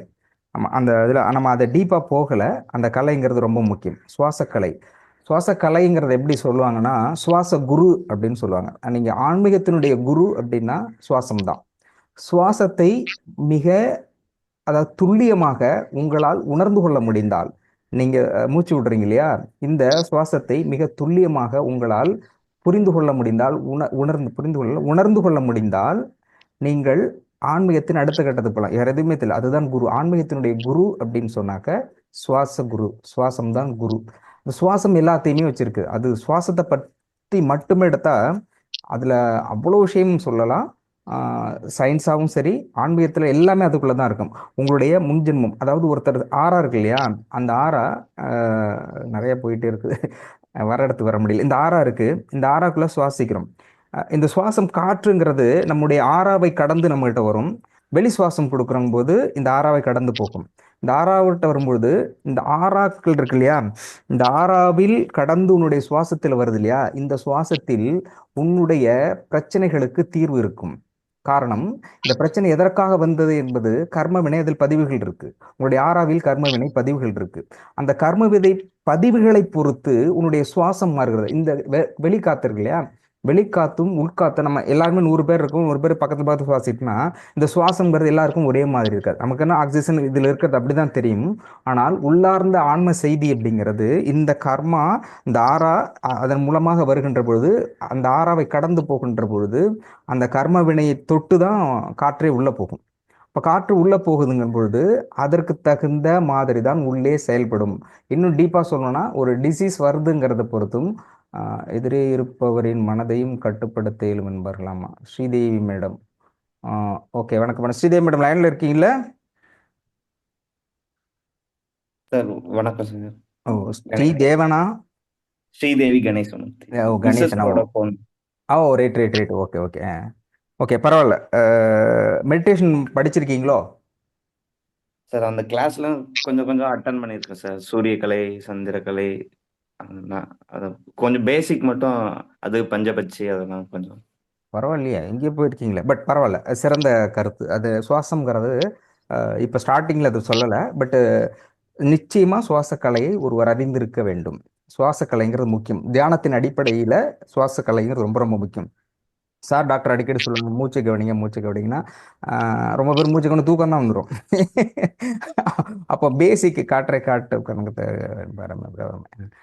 ஆமாம், சுவாசத்தை கவனிக்கின்ற பொழுது சுவாசம்தான் இறைவன். அது அது இன்னும் சுவாசமே பெரிய சப்ஜெக்ட். அது வேண்டாம், கொஞ்சம் போவோம். அந்த அந்த அந்த ரிஜிஸ்ட்ரேஷனை பற்றி ஃப்ரீக்குவன்சி நான் முடிச்சிடறேன், கட் ஆகிட போகுது.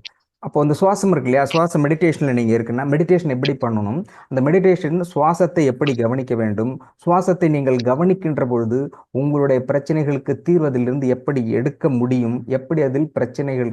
ஏன்னா உங்கள் ஆறாங்கும்போது ஒரு கர்ம பதிவுகள் அனைத்தும் இருக்கும். எல்லாமே கிராஸ் பண்ணும்போது ஒவ்வொரு சுவாசம், அதை இன்னும் சொன்னேன் அன்னைக்கு. ஆக்சுவலி இவர் டாக்டர் இருக்காருன்னு நினைக்கிறேன், மதுரையில் இருந்து டாக்டர் அல்லாஹ் ரியாஸ். அவர்கிட்ட பேசும்போது சொன்னான், பேசிக் எல்லா டிசீஸுக்கும் அடிப்படை காரணங்கிறது இந்த காற்றுல வளிமண்டலத்தில் வந்து கோடான கோடி வைரஸ் எல்லாம் இருக்கும். அப்போது ஒருவருடைய கர்ம வினைக்கு தகுந்த மாதிரி தான் மூச்சு காற்றே உள்ளே போகும். அப்போது மூச்சுக்காற்று உள்ளே போய் அதற்கு தகுந்த மாதிரி தான் பிரச்சனைகளும் நோய்களுமே உருவாகும். அதனால தான் ரொம்ப ரொம்ப சித்தர்களுடைய விஷயத்தில் ரொம்ப ரொம்ப கான்சியஸாக அவங்க இருக்கிறது என்னன்னா, சுத்தமாக இருக்கிறது தான். நம்மளால சிம்பிளாக அடிச்சிருக்கான்னு பாருங்க, சுத்தம் சோறு போடும்னா அட்டகாசமாக இருக்குது. எப்படி சுத்தமாக இருந்தால் சோறு போட்டுருமானா, நீங்கள் தூய்மையாக இருந்து விட்டால் அந்த மனநிலையில் இருக்கு இல்லையா, மனநிலையும் அந்த சுவாசமும் உங்களுக்கு தேவையானதை கொண்டு வந்து கொடுக்கும். அது எக்ஸ்ட்ராடினரி சயின்ஸ். அந்த சுவாசமும் அந்த தூய்மையும் இருக்கு இல்லையா, அது எக்ஸ்ட்ராடினரி சயின்ஸ். அது சிம்பிள். அதில் அதில் கவிதையில் கேட்டாங்க, சுத்தம் சோறு போடும்ங்கிறது மிகச்சிறந்த ஒரு கலை, கவிதை. அது வந்து அறிவியல் சார்ந்த ஆன்மீகம். மொத்தம் அந்த கவிதை தான், சுத்தம் சோறு போடுமாமே, எங்கள் வயிறு சுத்தமாகத்தான் இருக்கிறது, சோறு போடுவது யார் அப்படின்னு கேட்டா, இது கம்யூனிஸ்ட் தத்துவம். பட்டு அது உள்ளார்ந்ததுன்னா நீங்கள் எந்த விஷயம் செய்யலைன்னா கூட வீட்டை தூய்மையாக இருக்கு. இப்போ அடிக்கடி கோயிலுக்கு போகிறதுனால நம்ம வந்து இதை விட்டுருவாங்க, கூட்டுறது இந்த விஷயத்துல தான் ஃபாலோ பண்ணுறாங்க. பட்டு எனக்கு தெரிந்து தமிழ் மறையில் இறைமறையில் சொல்லப்படுகின்ற அனைத்து செய்திகளும் இறைவனை நீங்கள் அடைவதற்கான அத்தனை சாத்தியக்கூறுகளும் வழிபாட்டு முறை என்பதே வாழ்வியல் முறையாக வைத்தவர்கள் தமிழர்கள். வழிபாட்டு முறை, நீங்கள் கோயிலுக்கு போகணும், கும்பிடணும், குளிக்கணும், இந்த பேசிக்லாம் இருக்கு இல்லையா, இது வந்து இப்படி இருந்தால் தான் கடவுள் போகணும் அங்கே இருக்கணும் அப்படி இல்லை. மேடம் சொன்னாங்களே, பத்மா மேடம், கடவுள் எல்லா இடத்துலையும் இருக்காரு, எல்லாத்தையும் ஃப்ரீக்வன்சி இருக்கும். அப்போ ஏன் நீ அங்கே போகணும் அப்படிங்கும்போது ஒரு ப்ராசஸ் அதுக்கு போகணும். அந்த ப்ராசஸ் இருக்கு இல்லையா, அந்த வழிமுறை, அதுதான் வாழ்வியல் முறை. அது வாழ்வியல் முறை, அது வந்து பேசிக்காகவே தமிழர்கள் வச்சுருந்தாங்க. அப்போது எப்போவுமே நீங்கள் ஒரு இடத்துல சுத்தமாக இருக்கின்ற பொழுது உங்களுக்குள் வருகின்ற காற்று சுவாசம் இருக்கு இல்லையா, நீங்கள் இன்னொன்று பார்த்தீங்கன்னா அது இன்டைரக்டாக எப்படி எடுத்தீங்கன்னா டாக்டர் அடிக்க சொல்லுவார், சுத்தமாக இருக்கணும்னு இருக்கும்போது மெய்டு வந்துட்டாக்க வேலையை போட்டு மெடிடேஷனில் இருந்தால் கூட மேட்டு வந்து இது க்ளீன் பண்ணணும் அப்படிம்பாங்க. அதில் ரொம்ப பர்டிகுலராக இருப்பாங்க.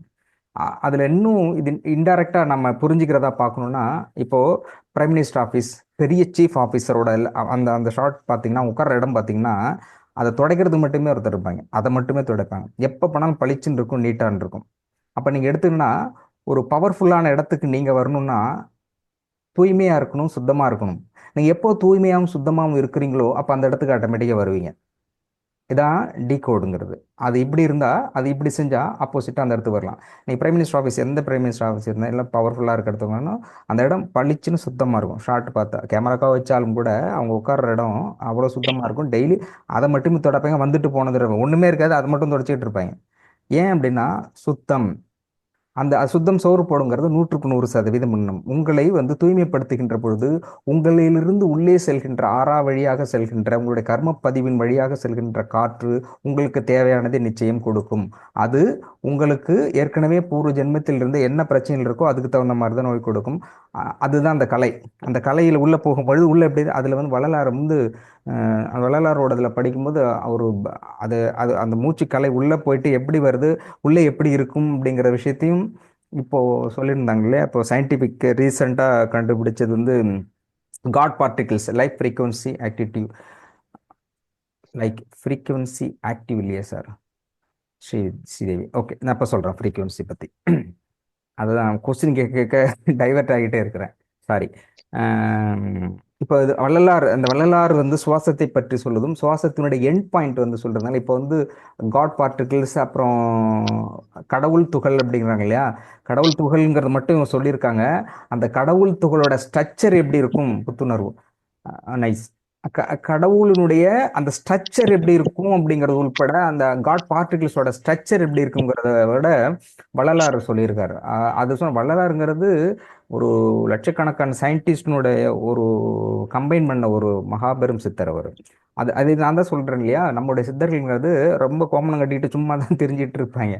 ஆனால் பார்த்தாக்க சிம்பிளா எழுதியிருப்பாங்க.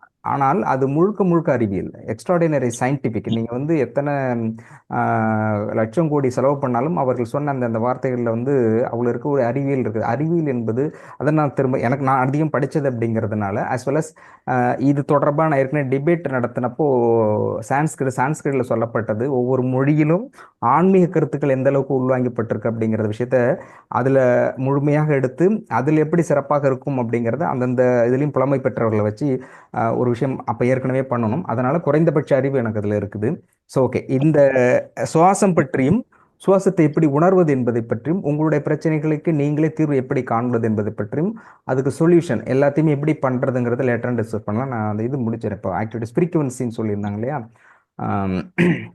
நாளைக்கு அந்த டேட்டாஸு ஏற்கனவே எடுத்து வச்சிருந்தேன், அதான் ஏற்கனவே பதிவும் பண்ணியிருக்கிறேன். பட் இப்போ கேட்டதுனால சொல்கிறேன். மேடம் பத்மா மேடம் சொன்னாங்க டைரெக்டாக அந்த வேற ஒண்ணும் பண்ண வேண்டாம் சார். அன்பு ஃப்ரீக்வன்சி எப்படி படிக்கிறதுன்னு கொஞ்சம் எஸ், இதை இப்போ சொல்லிடுறேன்.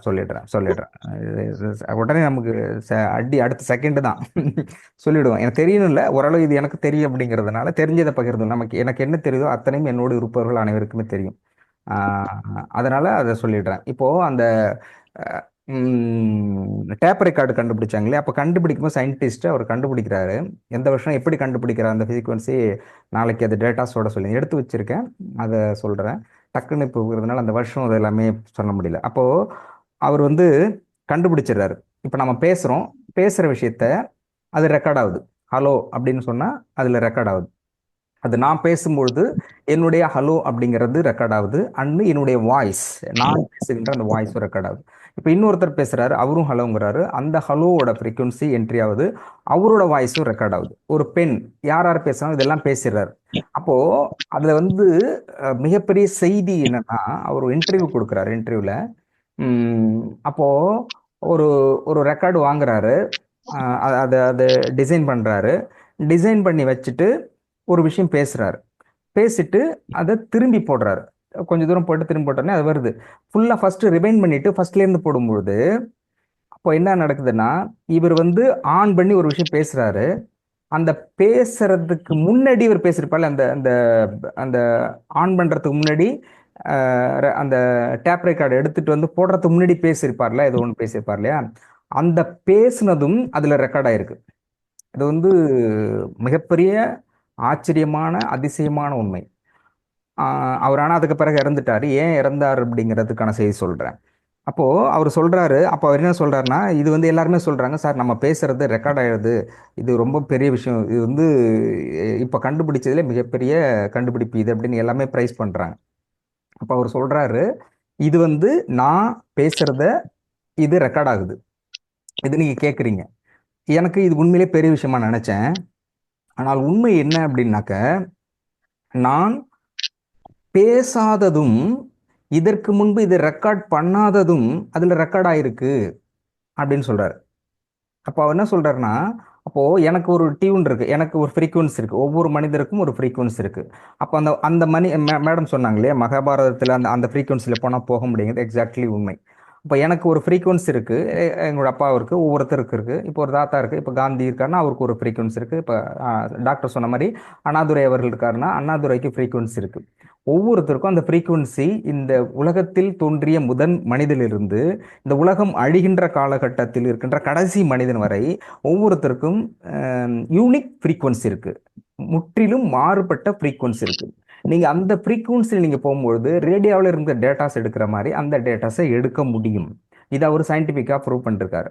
அப்போ அவர் என்ன சொல்கிறாருன்னா, என்னுடைய ஃபியூச்சர், என்னுடைய எதிர்காலத்தில் இதுக்கு அடுத்த கட்டமாக நான் என்ன பண்ணுவேன் அப்படின்னா, ஒருத்தர் ஃப்ரீக்குவன்சியை வந்து டியூன் பண்ணிவிட்டு அந்த ஃப்ரீக்குவன்சியில் இப்போ நீங்கள் இருக்கிறீங்கன்னா, இப்போ பேசுகிறோம் கேட்குறோம், இது ரெக்கார்ட் ஆகிட்டு இருக்கு, நீங்கள் பேசுகிறது அனைத்துமே ரெக்கார்ட் ஆகிட்டு இருக்கு. பட்டு உங்கள் ஃப்ரீக்குவன்சி நான் ஃபைண்ட் பண்ணேன். இப்போ பத்மா மேடம் இருக்காங்கன்னா அவங்க ஃப்ரீக்குவன்சியை டியூன் பண்ணால் எல்கேஜி யூகேஜியில் என்ன பேசுனாங்களோ அதை எடுக்க முடியும்.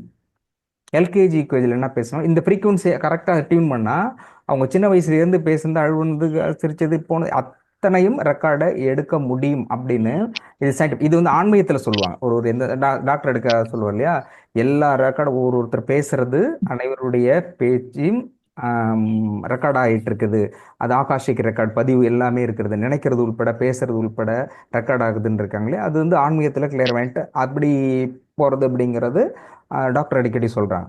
பட் அஸ் அ சயின்டிஃபிக்காக அவர் என்ன சொல்கிறாருன்னா, இந்த டேப் ரெக்கார்டுங்கிறது ரெக்கார்ட் ஆகிருக்கு, பட் நான் இந்த டேப் ரெக்கார்டு போடுறதுக்கு முன்னாடி நான் பேசுனது அதில் ரெக்கார்ட் ஆகுது அப்படின்னா, அப்போது என்னுடைய டியூன் அப்போ வந்து அதுக்கு அந்த ஃப்ரீக்குவன்சி வந்து கேட்ச் பண்ண முடியுது.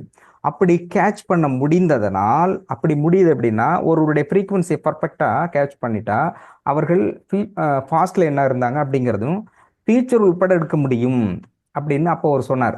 ஆனால் அதன் பிறகு இருந்துட்டார். பிகாஸ் ஆஃப் அது வந்து இன்னும் ஆயிரக்கணக்கான ஆண்டுகள், லட்சக்கணக்கான ஆண்டுகளுக்கு பிறகுதான் அது வந்து கண்டுபிடிக்க முடியும், அது அப்படி தான் வரும் அப்படிங்கிறது ஏரியனுடைய செய்தியாக இருக்கலாம். ஏன்னா இப்போ அப்படி ஒன்று வச்சுக்கணும், இப்போ வந்து நிறையா போகிறாங்க, கல்யாணம் பண்ணுறாங்க இல்லை வேற ஏதோ பண்ணுறாங்கன்னா அதை டியூன் பண்ணி பார்த்தோன்னு வச்சு, இந்த ஆளுக்கு உண்மையிலேயே நம்மளை பிடிக்குதான்னா அவங்க பிடிக்கலன்னா அதே காட்டி கொடுத்துரும். இது சரிப்பட்டு வராது போடுறது, இவருக்குன்னா அது பிடிக்குது, அது காட்டி கொடுத்துரும்.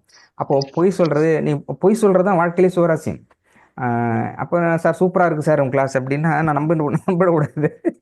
சூப்பராக நம்பிட்டுனா சரி அப்படின்னு எடுத்துகிட்டு போகணும். இப்போ நான் ஃப்ரீக்வன்சி டியூன் பண்ணேன், அட காலகாலத்தில் இங்கே உட்காந்துக்கிட்டு இப்படி எடுத்துக்கிட்டு இருக்காங்களே, ஏதாவது மெடிடேஷன் தியானம் கடவுள்கிட்ட கூப்பிட்டு போகிறேன்னு பார்த்தா இப்படி இல்லைன்னா, இப்போ டியூன் பண்ணால் அது உண்மை செய்தி எப்போ தெரிய வருதோ அப்போ மகிழ்ச்சிங்கிறது காணாமல் போயிடும். அப்போ உண்மைங்கிறது ஓரளவுக்கு, பொய்ங்கிறது ஓரளவுக்கு வாழ்க்கையோட கலந்து கச்சமச்சான்னு வந்தால் தான் நம்பி சந்தோஷமா இருக்க முடியும். அப்போ சந்தோஷத்துக்கு அடிப்படையில் நிறைய காரணங்கள் இருக்கின்ற போது பொய்யும் கூட சந்தோஷமா இருக்கும். அப்போ பொய் பர்ஃபெக்டா 100% உண்மையாக இருக்கிறதுங்கிறது வாழ்வில் இருக்க முடியும். ஆனால் எல்லா கட்டத்திலும் கூட சின்ன ஒரு பொய்யுங்கிறது உண்மையை சுவைய கூட்டுற மாதிரி இருக்கும்.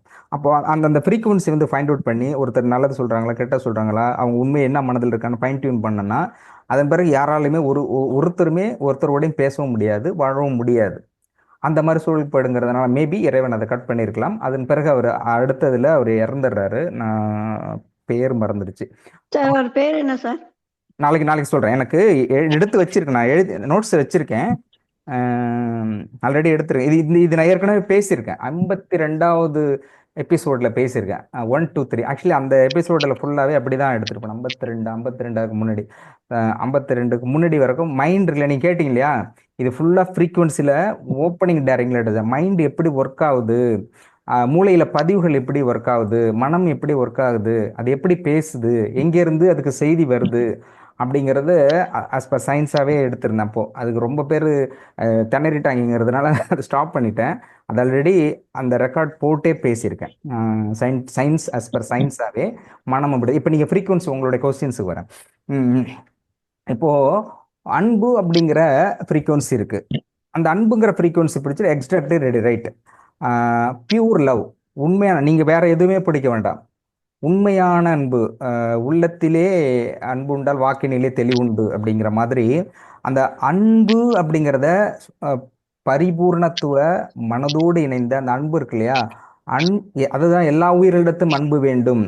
புத்தர் கோட் ஃபைன், அது வந்து அவருடைய இதில் வந்து நாட் எண்ட் பாயிண்ட்ங்கிறது தான்.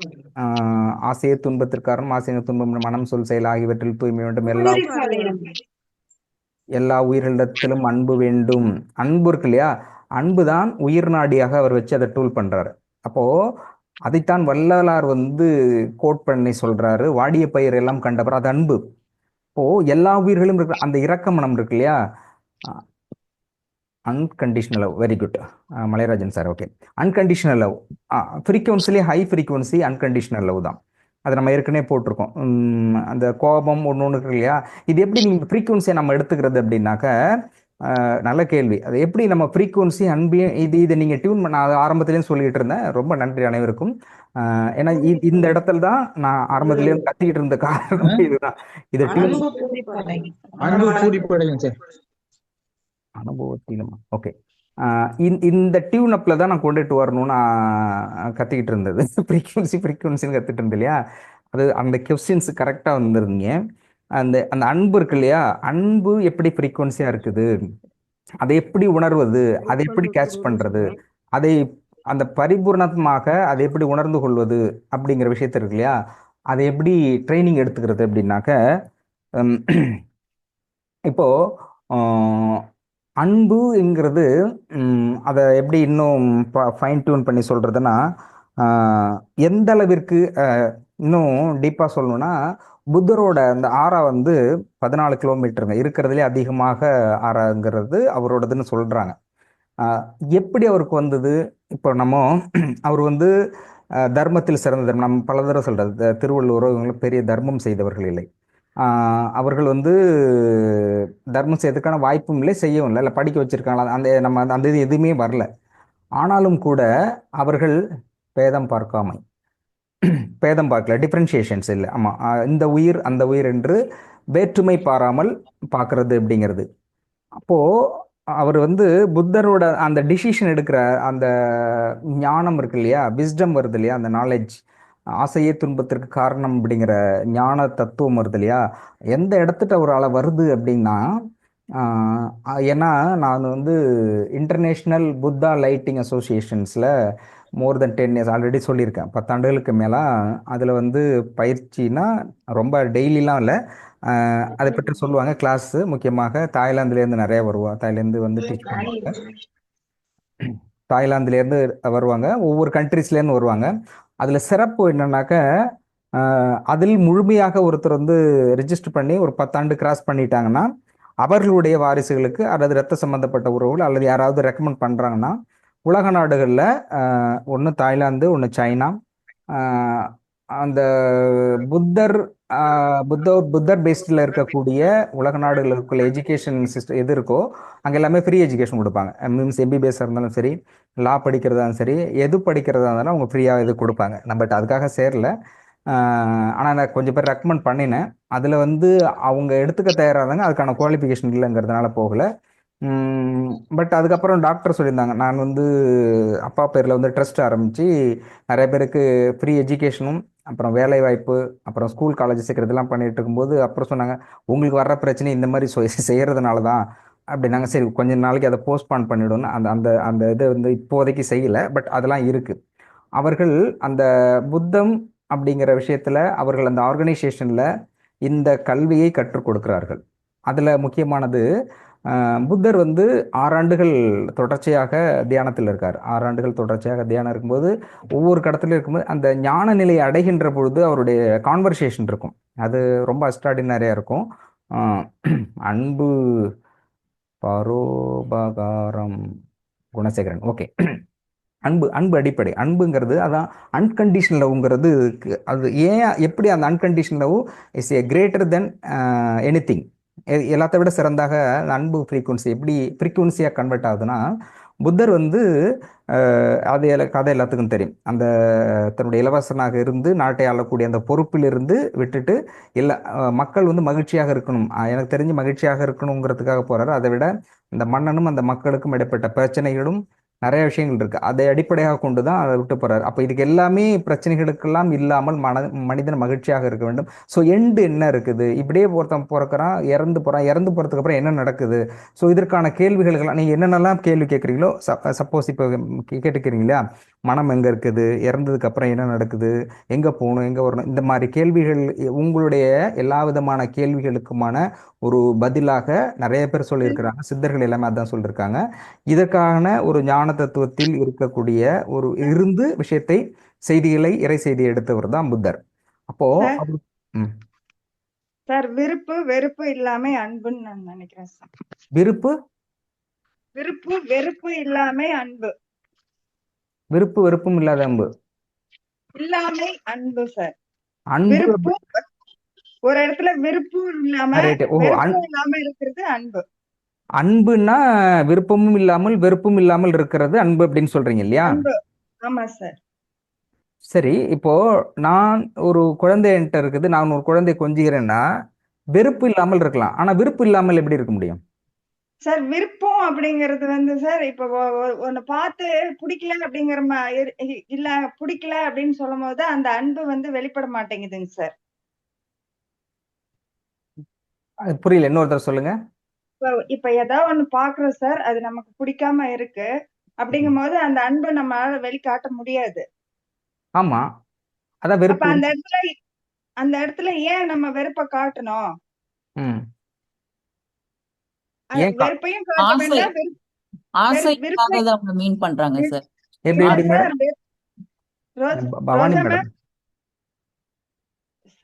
உங்க சுபா மேம் என்ன சொல்றாங்கன்னா ஆசைப்படாம இருக்கிறது அப்படின்றாங்க, அப்படின்னு நான் நினைக்கிறேன். ஆசைப்படாம இருக்கிற நம்ம பேரை சொல்றதுக்கு தான் இவ்வளவு வளர்ச்சி வர்றீங்க.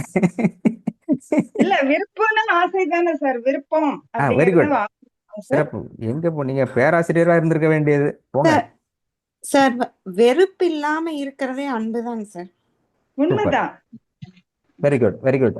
ஆடல் நாயகி சொன்னாங்களே, வெறுப்பு இல்லாம இருக்கதே அன்புதான். வெறுப்பு அப்படிங்கிறது சம்டைம்ஸ் உங்களுக்கு வந்து நீங்க சொன்ன மாதிரி குழந்தைய தூக்கி வச்சிருக்கிறது அது நீங்க அன்புன்னு சொல்றீங்க இல்லைங்க சார்.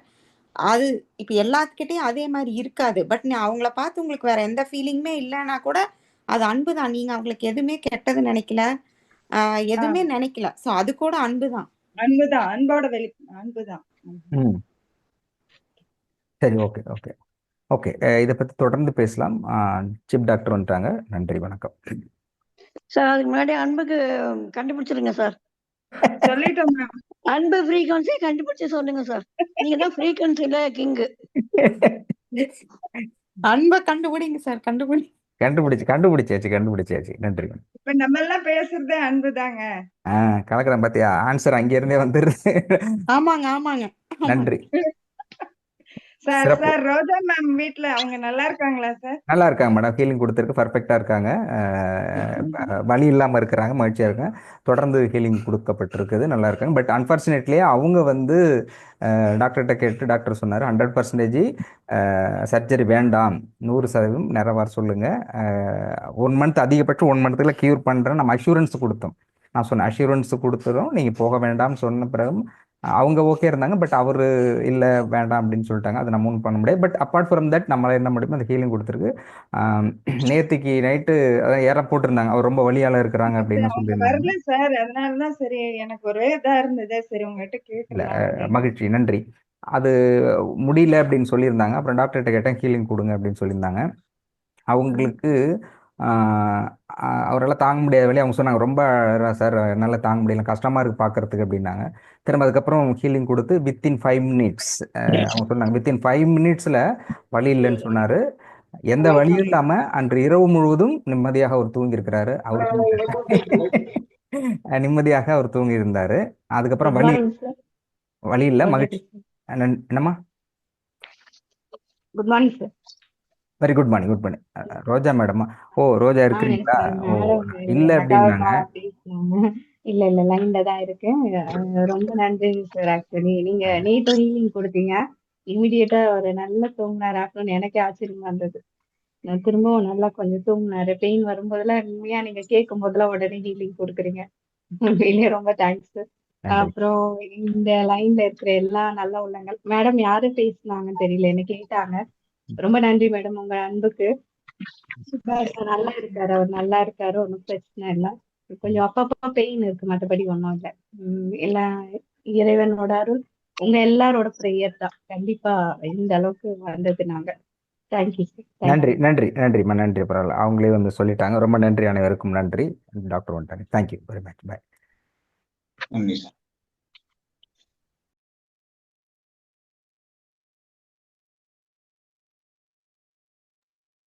வணக்கம் ஐயா. அனைவருக்கும் வணக்கம். அனைவருக்கும் வணக்கம். வணக்கம் ஐயா. வணக்கம். வணக்கம் எல்லாருக்கும் சார். வணக்கம். வணக்கம் ஐயா. வணக்கம். எல்லாருக்கும் வணக்கம். வணக்கம் ஐயா. வணக்கம். தர்மத்தை பத்தி பேசிட்டு இருக்கோம்.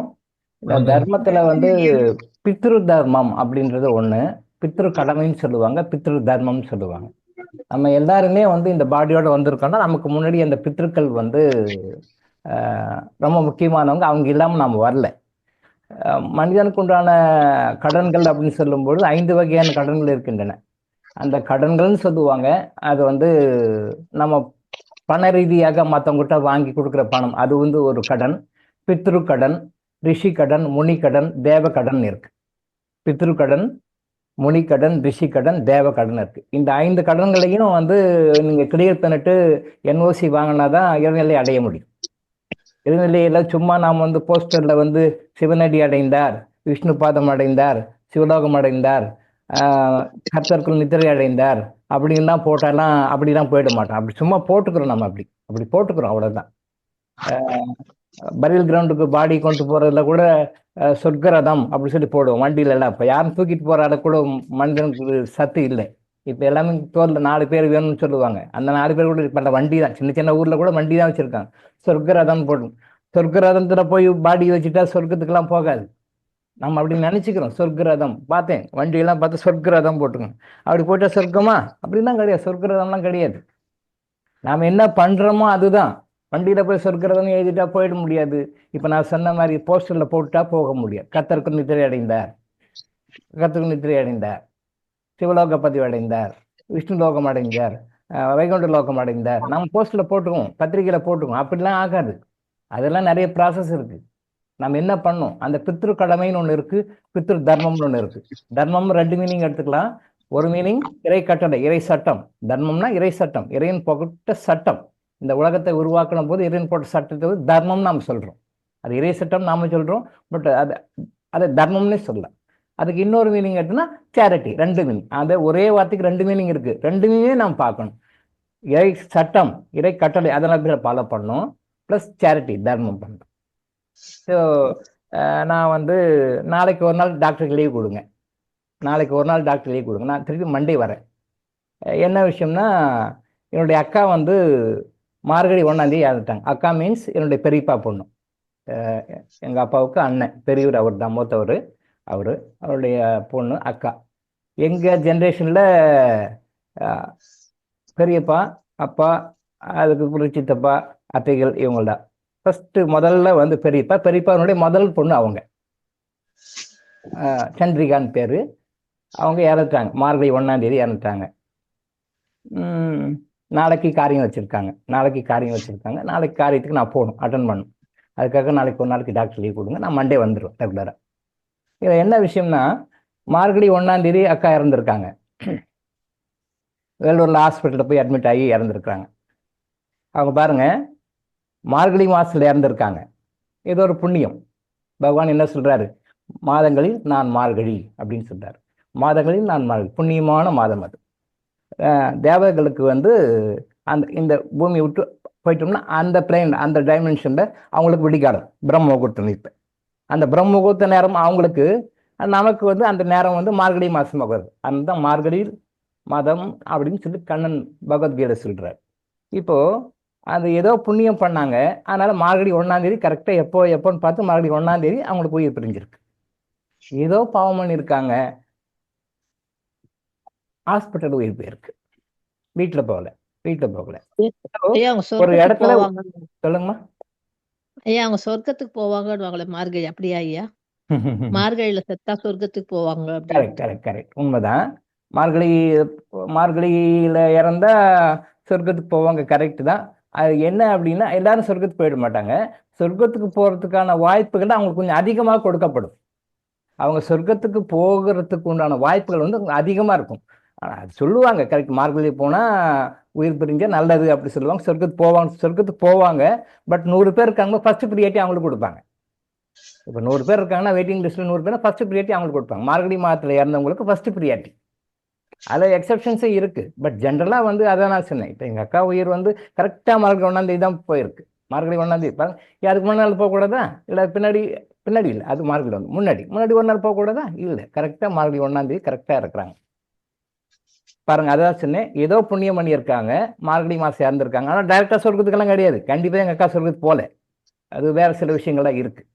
மார்கழி இறந்துட்டாங்கன்னா உடனே எல்லாமே சொர்க்கம் கிடையாது, அப்படி கிடையாது. அது நிறைய கிரைட்டேரியா இருக்குது. பட் ஃபர்ஸ்ட் ப்ரியாரிட்டி அவங்களுக்கு கொடுப்பாங்க. ஏன் மார்கழி புரிஞ்சிருக்கீங்களா? Right, okay. நீங்கள் அப்படின்னா யாருக்கெல்லாம் அந்த சொகப்பண்ண அமைப்பு இருக்கோ, யாருக்கெல்லாம் அந்த புண்ணியம் இருக்கோ, அவங்களுக்கு ஃபர்ஸ்ட் ப்ரியாரிட்டி கொடுத்து மார்கழியை போக வைப்பார்.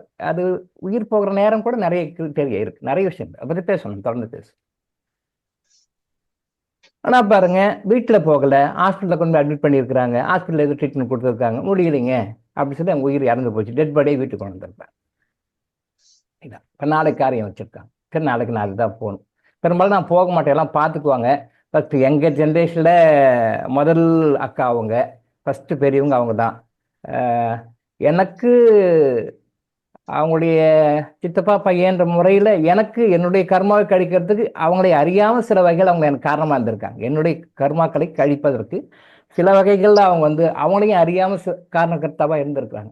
ஸோ அதுக்காக எல்லாருக்குமே ஆச்சரியம்தான். நான் இங்கே கிளாஸ் முடிச்சுட்டு தான் போனேன். கிளாஸ் இங்கே 7 மணிக்கு முடிச்சுட்டு அதுக்கு பிறகு தான் போனேன். வழக்கம் போல் எல்லாரும் வந்துட்டாங்க, ஊரில் எங்கெங்கே இருக்கவங்களாம் வந்துட்டாங்க. நான் தான் கடைசியாக நான் தான் போகிறேன். அது தெரியும், எல்லாருக்குமே தெரியும். இவங்க வரவே மாட்டேன், அப்படி வந்தால் கடைசியாக தான் வருவேன், அப்படி எல்லாருக்குமே தெரியும். அது ஒன்றும் பெரிய ஆச்சரியமே கிடையாது அவங்களுக்கு. போனால் நான் தான் கடைசி. எல்லா கிளாஸை முடிச்சு நான் போகிறதுக்கு ரொம்ப லேட் ஆயிடுச்சு. எல்லாரும் வந்துட்டாங்க, எல்லாரும் வந்து எல்லாம் செரிமனிஸ் பண்ண ஆரம்பிக்க போகிறாங்க. நான் தான் போய் நிற்கிறேன் கடைசியாக. போனதும் செரிமனிஸ் முடிச்சாங்க. தென் அதுக்கு பிறகு பாடியை கிரவுண்டுக்கு கொண்டு போக ஆரம்பிச்சு, பரத கிரவுண்டு. போகும்போது அந்த பாடி குளிப்பாட்டுவாங்க இல்லையா, குளிப்பாட்டுறதுக்கு அங்கே செரிமனிஸ் நடக்குது. அங்கேருந்து ஒரு நூல் கயிறை கட்டி அந்த பாத்திரத்தில் கட்டி விட்டுருந்தாங்க. நிறைய பேருக்கு தெரியாது ஏன் அந்த மாதிரி கட்டுறாங்கன்னு தெரியாது. அவர் செரிமனிஸ் பண்ணுறாங்க, அந்த புரோகிதர் வந்து உட்காந்து செரிமனிஸ் பண்ணுறாரு. அந்த குளிப்பாட்டுறதுக்கு முன்னாடி ஒரு நூலை கட்டி, அந்த கடைசிக்கு நூலை கட்டி காலில் கட்டவரில் கட்டி விட்டுருப்பாங்க. அதை முடிஞ்ச பிறகு கட் பண்ணி எடுத்துட்டு குளிப்பாட்டுவாங்க பாடி. அது ஏன்னு யாருக்குமே தெரியாது, என்ன காரணம் தெரியாது, யாருக்கும் தெரியாது. என்ன காரணம்னா அந்த செரிமனிஸ் எல்லாம் பண்ணி சில மந்திரங்கள்லாம் சொல்லி பவர் ஏற்றுவாங்க அந்த கலசத்துக்கு தண்ணீரை பவர் ஏற்றும் போது அந்த பவர் அந்த நூல் வழியாக அந்த பாடிக்கு வரும். யாருக்குமே தெரியாது, நீங்களும் தெரிஞ்சுக்கோங்க. இதெல்லாம் யாரும் சொல்றதுக்கு யாரும் ஆள் இல்லை. போவாங்க செரிமனி, அவ்வளோதான். என்ன விஷயம், அது எதுக்காக கொண்டு வராங்க அப்படின்னா அந்த பாடிக்கு ஒரு எனர்ஜி கொடுக்குறாங்க. அந்த மந்திரங்கள் மூலமாக, சாண்டிங் மூலமாக, சில ஸ்லோகங்கள்லாம் சொல்லுவதன் மூலம் அந்த எனர்ஜி கொடுக்குறாங்க. அந்த எனர்ஜி அந்த பாடிக்கு வரும். அந்த பாடி என்ன ஆகும் அப்படின்னு சொன்னால் அடுத்தடுத்த லெவலுக்கு போகிறதுக்கான சில மறைமுகமான சக்திகளை அந்த கொடுக்கும். அதுக்காக தான் கொடுக்கும், யாருக்கும் தெரியாது. ஸோ நான் எந்த டெத்துக்கு போனால் நான் மாலையெல்லாம் வாங்கிட்டு போக மாட்டேன். ஆனால் சொல்லுவாங்க ஜென்ரலாக எந்த டெத்து வீட்டுக்கு போனாலும் மாலை வாங்கிட்டு போகணும் அப்படி சொல்லுவாங்க. ஜென்ரலாக சொல்லுவாங்க, தெரியல அவங்க மரியாதை கொடுக்கணும் சொல்லிட்டு. நான் பெரும்பாலும் மாலையெல்லாம் வாங்கிட்டு போக மாட்டேன். ஆச்சரியமாக இருக்கும், நினைப்பாங்க என்ன எல்லாரும் மாலை போடுறாங்க, இலங்கை மட்டும் மாலை போட மாட்டேன் நினைப்பாங்க. யாருக்கும் அவங்களாம் விளக்கம் சொல்ல முடியாது, நமக்கு டைம் இல்லை. நம்ம உண்மையான ரீசன் என்னன்னா, மாலை போட்டு மரியாதை பண்ணுறோம், ரைட்டு. மாலை போட்டு என்ன பிரயோஜனம்? அது ஒரு டெத் லெவலுக்கு போகிறோம், மாலை போடுறோம், ரைட், ஓகே, தப்பு இல்லை. எதனால மாலை போடுறோம், என்ன காரணம், அது எதுக்காக மாலை போடுறோம் தெரியாது. ஒரு மரியாதை. அந்த மரியாதை அப்படின்றது வந்து பாடிக்கு போய் மாலை போட்டா இல்லை, அதுக்கு வேற நம்ம என்ன கடமைகளை செய்யணுமோ அதை நம்ம செய்யணும். சரி, ஓகே. அப்புறம் எடுத்தாங்க, போனாங்க, பாடி பர்க் டவுன் பண்ணிட்டாங்க. நகையெல்லாம் எல்லாம் வீட்டிலே எடுத்துட்டாங்க. அப்புறம் மூக்குத்தி மட்டும் ஒன்றே ஒன்று இருந்தது. மூக்குத்தி எடுக்கலாம் அப்படின்றாங்க. எடுத்துடலாம்பா. இல்லை இல்லை, எங்கள் அக்கா மகன் சொன்னார், ஒரே பையன், 4 பொண்ணுங்க, 3 பொண்ணுங்க, ஒரு பையன், கடைசி பையன் இவன் தான் லாஸ்ட்டு. இல்லை இல்லை அதெல்லாம் எடுக்க வேண்டாம். இல்லைப்பா எடுத்துடலாம்ப்பா. இல்லை இல்லை எடுக்க வேண்டாம், இருக்கு விடுங்க, பிரிக்க வேண்டாம் விடுங்க. சரி அப்படின்னு சொல்லி யோசனை பண்ணிட்டு அப்புறம் திருப்பி முட்டேன். தப்பு அது. ஆக்சுவலாக நகை எடுத்தோம். அவன் என்ன நினைக்கிறான், தம்பி அவன் வந்து அம்மா போட்டிருந்த மூக்குத்தியை நம்ம எடுக்க வேண்டாம், இருக்கட்டும் பரவாயில்ல அப்படின்றான். அது யாருக்கு பிரயோஜனம்? அது யாருக்கு பிரயோஜனம்? மண்ணோட மண்ணாக போயிடும். ஜெயலலிதா அம்மாவை வந்து புதைக்கும் பொழுது ஏதோ நகைகள்லாம் போட்டு புதைச்சாங்கன்னு கேள்விப்பட்டேன் நான். அது எந்த அளவுக்கு உண்மை எனக்கு தெரியாது. போச்சாங்க அப்படின்னு சொல்லி கேள்விப்பட்டேன். இப்போ அது பப்ளிக் பிளேஸு, அங்கே யாரும் ஒன்றும் பண்ண முடியாது, போலீஸ் ப்ரொடெக்ஷன்லாம் இருக்குது, அதனால இல்லை. சாதாரணமாக இருந்தால் அதெல்லாம் வந்த பிறகு தோண்டி எடுத்துகிட்டு இருப்பாங்க, அந்த நகையெல்லாம் எடுத்துகிட்டு இருப்பாங்க. சாதாரண மற்றவர்களாக இருந்தால், மற்ற இடமா இருந்தால் போட்டு இந்த மாதிரி நிறைய எடுத்த விஷயங்கள் நான் கேள்விப்பட்டிருக்கேன். சில பேர் அப்படி தான் சென்டிமெண்ட்டாக நகையை போட்டு அது பிறகெல்லாம் வந்த பிறகு அன்றைக்கி நைட்டு மறுநாள் அதை எடுத்து திருப்பி அந்த டெட் பாடி இருந்து தங்கத்தை எடுத்திருக்காங்க, போட்ட நகையை எடுத்திருக்காங்க, நான் கேள்விப்பட்டிருக்கேன். அது நடந்திருக்கு, உண்மைதான் அது. பட் ஜெயலலிதா அம்மாவுக்கு அப்படி எடுக்க முடியாது. Public place, protected place, security இருக்குது, அங்கே ஒன்றும் பண்ண முடியாது. இப்போ இதுவே வந்து எங்கள் அக்காவுக்கு அங்கே போடும் மூக்குத்தி விட்டாங்க, இன்னும் கொஞ்சம் பெரிய நகையாக போட்டுதாங்கன்னா கண்டிப்பாக திருப்பி அன்றைக்கி நைட்டு யாராவது வந்து எடுத்துகிட்டு இருப்பாங்க. மூக்குத்தி தானே விட்டுருப்பாங்கன்னு நினைக்கிறேன். சரி, ஒரு மூக்குத்தி தானே. ஆனால் என்ன விஷயம்னா, மூக்குத்தி எடுத்துகிட்டு இருக்கலாம், அந்த மூக்குத்தி அவன் வேண்டாம் தம்பின்னு நினைக்கிறான். அவன் வந்து அம்மா கிட்ட இருக்கட்டும்னு சொல்லி விட்டான். ஆக்சுவலாக அந்த மூக்குத்தி கழட்டி அந்த மூக்குத்தி யாருக்கா தானமாக கொடுத்துருந்தா அம்மாவுக்கு புண்ணியம் சேர்த்துருப்பாங்க. அந்த மூக்குத்தியை அந்த மூக்குத்தி யாருக்கா தானமாக கொடு, யாருக்காவது இல்லாத கஷ்டப்படுறவங்களுக்கு எவ்வளோ கொடு, அதை கொடு, அதை கிளன்சிங் பண்ணிட்டு கொடு. அப்படி இல்லையா அதை விற்று அந்த காசு யாருக்கா கொடுத்துருக்கான். அப்படி செய்திருந்தால் அவன் அம்மாவுக்கு புண்ணியத்தை இன்னும் அதிகமாக சேர்த்துருப்பான். அவன் சென்டிமெண்ட்டாக ஃபீல் பண்ணி அப்படியே இருக்கட்டும்னு விட்டுட்டான். தெரியல ஒன்றும் நகையாக கொடுத்துருக்கணும், யாருக்காவது சேரிட்டி. எப்படி கொடுக்கணும்? இதை நான் தர்மம் பண்ணுறேன், தர்மத்தினால கிடைக்கிற பலன் எங்கள் அம்மாவுக்கு புண்ணியமாக சேருங்க அப்படின்னு சொல்லி கொடுத்துருக்கணும். தெரியல. அப்படி இல்லையா, சரி அதை யாருக்காவது விற்று அந்த காசை கொடுத்து யாருக்காவது தர்மம் பண்ணும் சங்கல்பம், இந்த தர்மம் நான் பண்ணுறேன், இதனால கிடைக்கிற புண்ணியம் எங்கள் அம்மாவுக்கு நல்ல நாள் போகிறதுக்கு ஆசீர்வாதம் பண்ணுங்க இறைவான்னு சொல்லிட்டு கொடுத்துருக்கோம். ரெண்டுமே மண்டை போட்டுட்டான். யாருக்கு பிரயோஜனம்? தெரியல, யாருக்குமே தெரியல. நம்முடைய வாழ்க்கையில ஒரு நிகழ்வுகள்லையுமே வந்து தர்மம் இருக்கிறது. ஒரு நிகழ்வுலையுமே தர்மம் இருக்கிறது. நான் போறேன், எங்கிட்ட அந்த ஆத்மா வருது, தம்பி எனக்கு ஏதாவது பண்ணு, நான் ரொம்ப கஷ்டப்பட்டுட்டேன்பா. பிசிக்கலாக இருக்கும்போது ரொம்ப மாமா முதல்ல இறந்துட்டாரு, அக்கா இப்போ தான் இறக்குறாங்க. நான் போகிறேன், நான் தான் கடைசியாக போகிறேன். அவங்க மற்றவங்களுக்கு தெரியாது, பட் என்கிட்ட வராங்க, தம்பி நான் ரொம்ப கஷ்டப்பட்டுட்டேன்பா, எனக்கு ஏதாவது கடத்தேற்றி விடு. அவங்களுக்கு இறந்த பிறகு என்னுடைய அருமை தெரியுது. அது வரைக்கும் சாதாரண ஏதோ தம்பி இருக்கான், சென்னையில் இருக்கான், டாக்டரு, ஏதோ பிஸ்னஸ் பண்ணிட்டு இருக்கான், அவங்க குடும்பம் இருக்கான், அப்படி தான் தெரியும். அந்த இறந்த பிறகு தான் தெரியுது, ஓ இவன் நம்மளையெல்லாம் கடத்தேட்டோருக்கு உண்டான விஷயங்களை தெரிஞ்சவன், இவன் நமக்கு பண்ணணும், தம்பிக்கிட்ட போய் ஹெல்ப் கேட்கணும். போன உடனே வராங்க, வந்து என்கிட்ட கேட்குறாங்க, தம்பி எனக்கு ஏதாவது ஹெல்ப் பண்ணு, என்ன கடத்தேக்கு நான் ரொம்ப கஷ்டப்பட்டேன்பா அப்படின்றான். இது வரைக்கும் நான் வந்து ஒரு எக்ஸ்போர்ட்டராக தெரியும், ஒரு சப் கம்பெனி வச்சிருக்கிறதா தெரியும், ஒரு டாக்டராக தெரியும், அவ்வளோதான் தெரியும். சித்தப்பா பையன் தம்பின்னு தெரியும், அவ்வளோதான் தெரியும். அதுக்கு மேலே அவங்க தெரியாது. இறந்த பிறகு தெரியுது. ஸோ அந்த மாலை போடுறது, மரியாதை போடுறது எல்லாரும் தான் பண்ணுறாங்க. அந்த ஆத்மா கிடைக்கிறதுக்கு நாம் என்ன செய்யணும் யாருக்கும் தெரியல. முடிச்சுட்டு வந்துட்டாங்க. வந்த பிறகு காரியம் என்ன கேட்குன்னு டிஸ்கஸ் பண்ணுறாங்க. நல்லா பார்த்துங்க, நோட் பண்ணிக்கங்க. இது வந்து என்னுடைய பர்சனல் விஷயத்த சொல்கிறேன்றது இல்லை, இந்த விஷயத்தில் நாம் என்ன தெரிஞ்சிக்க வேண்டிய விஷயம் இருக்குதுன்னு அதை சொல்ல வரேன். நான் என்னுடைய பர்சனல் மேட்ரு, இது ஃபேமிலி மேட்ரு. இது ஏன் பப்ளிக்காக டிக்ளேர் பண்ணோன்னா, இதுலேருந்து தெரிந்து கொள்ள வேண்டிய விஷயம் மக்களுக்கு இருக்குது, அது தெரிஞ்சுக்கோங்கன்னு சொல்ல வரேன். இப்போது வந்துட்டாங்க, காரியம் வைக்கணும். காரியம் என்னைக்கு வைக்கிறது? டிஸ்கஷன் நடக்குது. நான் கம்முன்னு அமைதியாக உட்காந்துருக்கேன். டிஸ்கஷன் நடக்குது.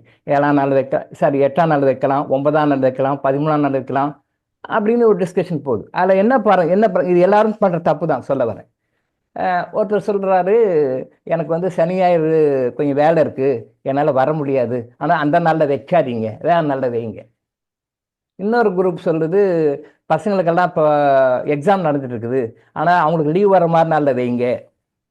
இன்னொரு குரூப் சொல்லுது, எல்லாருக்கும் லீவு கிறிஸ்மஸ் அன்னைக்கு எல்லாருக்கும் லீவு, ஆனால் எல்லாரும் வருவாங்க, மற்றவங்களுக்குன்னா கஷ்டமாக இருக்கும். பசங்கள்லாம் எக்ஸாம் நடந்துருக்கு, இப்போல்லாம் ஆஃப் இயர்லி எக்ஸாம் நடந்துருக்கு. அதனால் கிறிஸ்மஸ் அன்னைக்கு காரியம் மாதிரி வச்சுடுங்க அப்படின்னு. இன்னொரு ஒரு குரூப் எல்லாம் அந்த குரூப் டிஸ்கஷன் நடக்குது. ஒருத்தர் சொல்கிறாங்க, அந்த 9ஆம் நாள் 11ஆம் நாள் கணக்கு வரும்போது அவங்க சொல்கிறாங்க பாருங்க, எப்படி சொல்கிறாங்க பாருங்க, அவங்க இறந்த நாளை கணக்கு வச்சு நாள் போட்டால் இந்த நாள் கணக்கு எடுத்துக்கலான்றாங்க. இன்னொரு ஒருத்தர் அங்கே குரூப்பில் இன்னொருத்தர் சொல்கிறாங்க, அப்படி இல்லை, எடுத்த நாள் கணக்கு வச்சு கணக்கு போட்டுக்கலாம், இறந்த நாள் மார்கழி 1, அவங்க எடுத்து பரியல் கொண்டு போனால் செகண்ட் டே, சரியா? சில பேர் என்ன பண்ணுறாங்க, அந்த இறந்த நாளை கணக்கு வச்சு 9ஆம் நாள் 11ஆம் நாள் கணக்கு வச்சுக்கலான்றாங்க அவங்க சௌகரியத்துக்கு.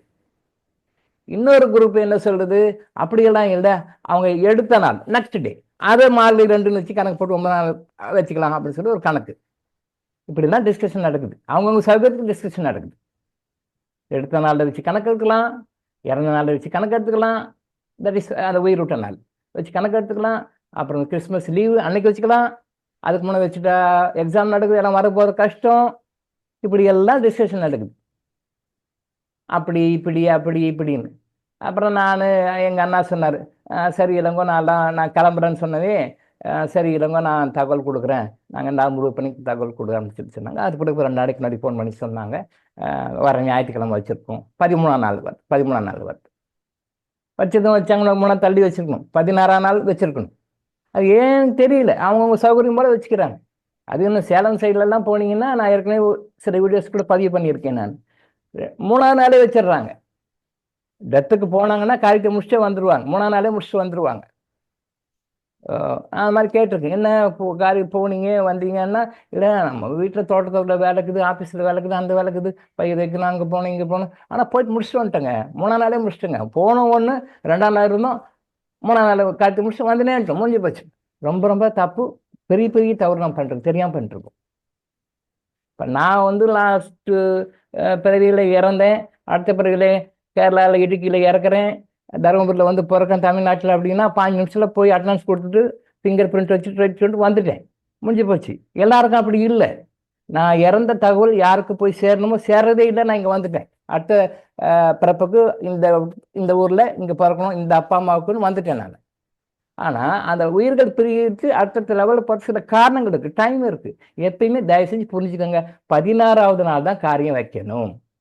இந்த 16ஆவது நாள் காரியம் வைக்கணும் அப்படின்னும் பொழுது அவங்க உயிர் பிரிஞ்ச நாள் இருக்குல்லையே, அன்னைக்கு தான் கணக்கு வைக்கணும்.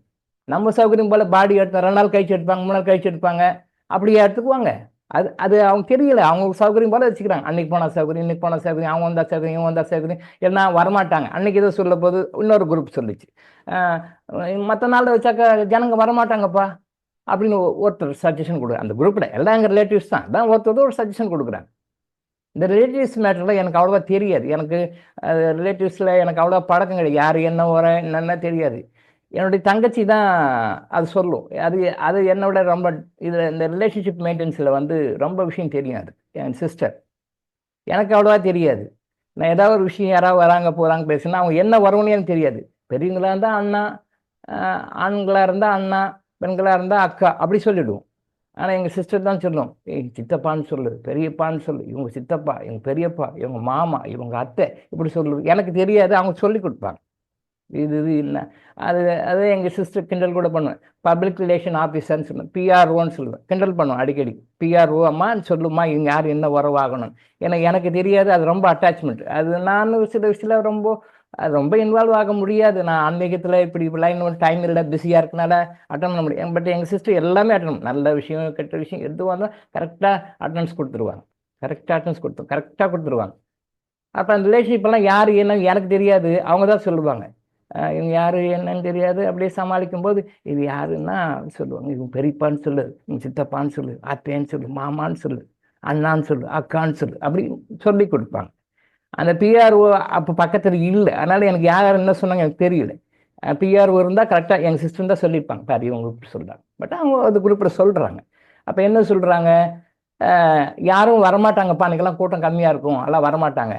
ரொம்ப பெரிய தப்பு. யாரும் வருவாங்க ஃபங்க்ஷன் பண்ணுறீங்க, யாரும் வருவாங்க வரல அப்படின்னு தான் இங்கே ஃபங்க்ஷன் பண்ணுறேன். ஒரு ஆத்மா இறந்துருக்கு, அந்த ஆத்மாவை சென்ட் ஆஃப் பண்ணி கரெக்டாக என்ன ப்ராசஸ் பண்ணணும் அதை செய்யணும். That is very important thing. அதுதான் முக்கியமான விஷயம். அதை விட்டு இவங்க வருவாங்க, அதனால இன்னைக்கு இவங்க வருவாங்க, இவங்க வரமாட்டாங்க, இதுங்க இப்படிலாம் வைக்கக்கூடாது, தப்பு அது. தெரியல. மக்கள் ரொம்ப ரொம்ப தப்பு பண்றாங்க. ஆனா சஃபர் ஆயிட்டு இருக்காங்க. சஃபரிங் ஏன் காரணம் தெரியல. பித்திருக்களை எப்படி டீல் பண்ணணும், பித்திருக்களை எப்படி ஹேண்டில் பண்ணணும், பித்திருக்களுக்கு எப்படி மரியாதை கொடுக்கணும், பித்திருக்களுக்கு என்ன சாங்கி சடங்கு செஞ்சு அவங்களை கரையேற்றணும் தெரியல. கஷ்டப்பட்டு இருக்காங்க. அப்போ அந்த 16ஆம் நாள் காரியம் ஏன் வைக்கணும்னா சில ப்ராசஸ் இருக்கு. 16ஆவது நாள் ஏன் பண்ணணும்? 16ஆவது நாள் அப்படின்னா உயிர் பிரிஞ்ச நாள் தான் கணக்கு எடுத்துக்கணும். நீங்க அடக்கமான நாள் நீங்க உங்க சௌகரியம் போலலாம் வச்சுக்கூடாது. இப்போ சொன்னாங்க பார்த்தீங்கன்னா அக்கா வீட்டில் அப்படிலாம் வச்சுக்கூடாது. என்னைக்கு உயிர் பிரிஞ்சிருக்கோ அன்னிலிருந்து 16ஆவது நாள் காரியம் வைக்கணும். யார் வந்தாலும் சரி வரலாலும் சரி நீங்க செய்யுங்க.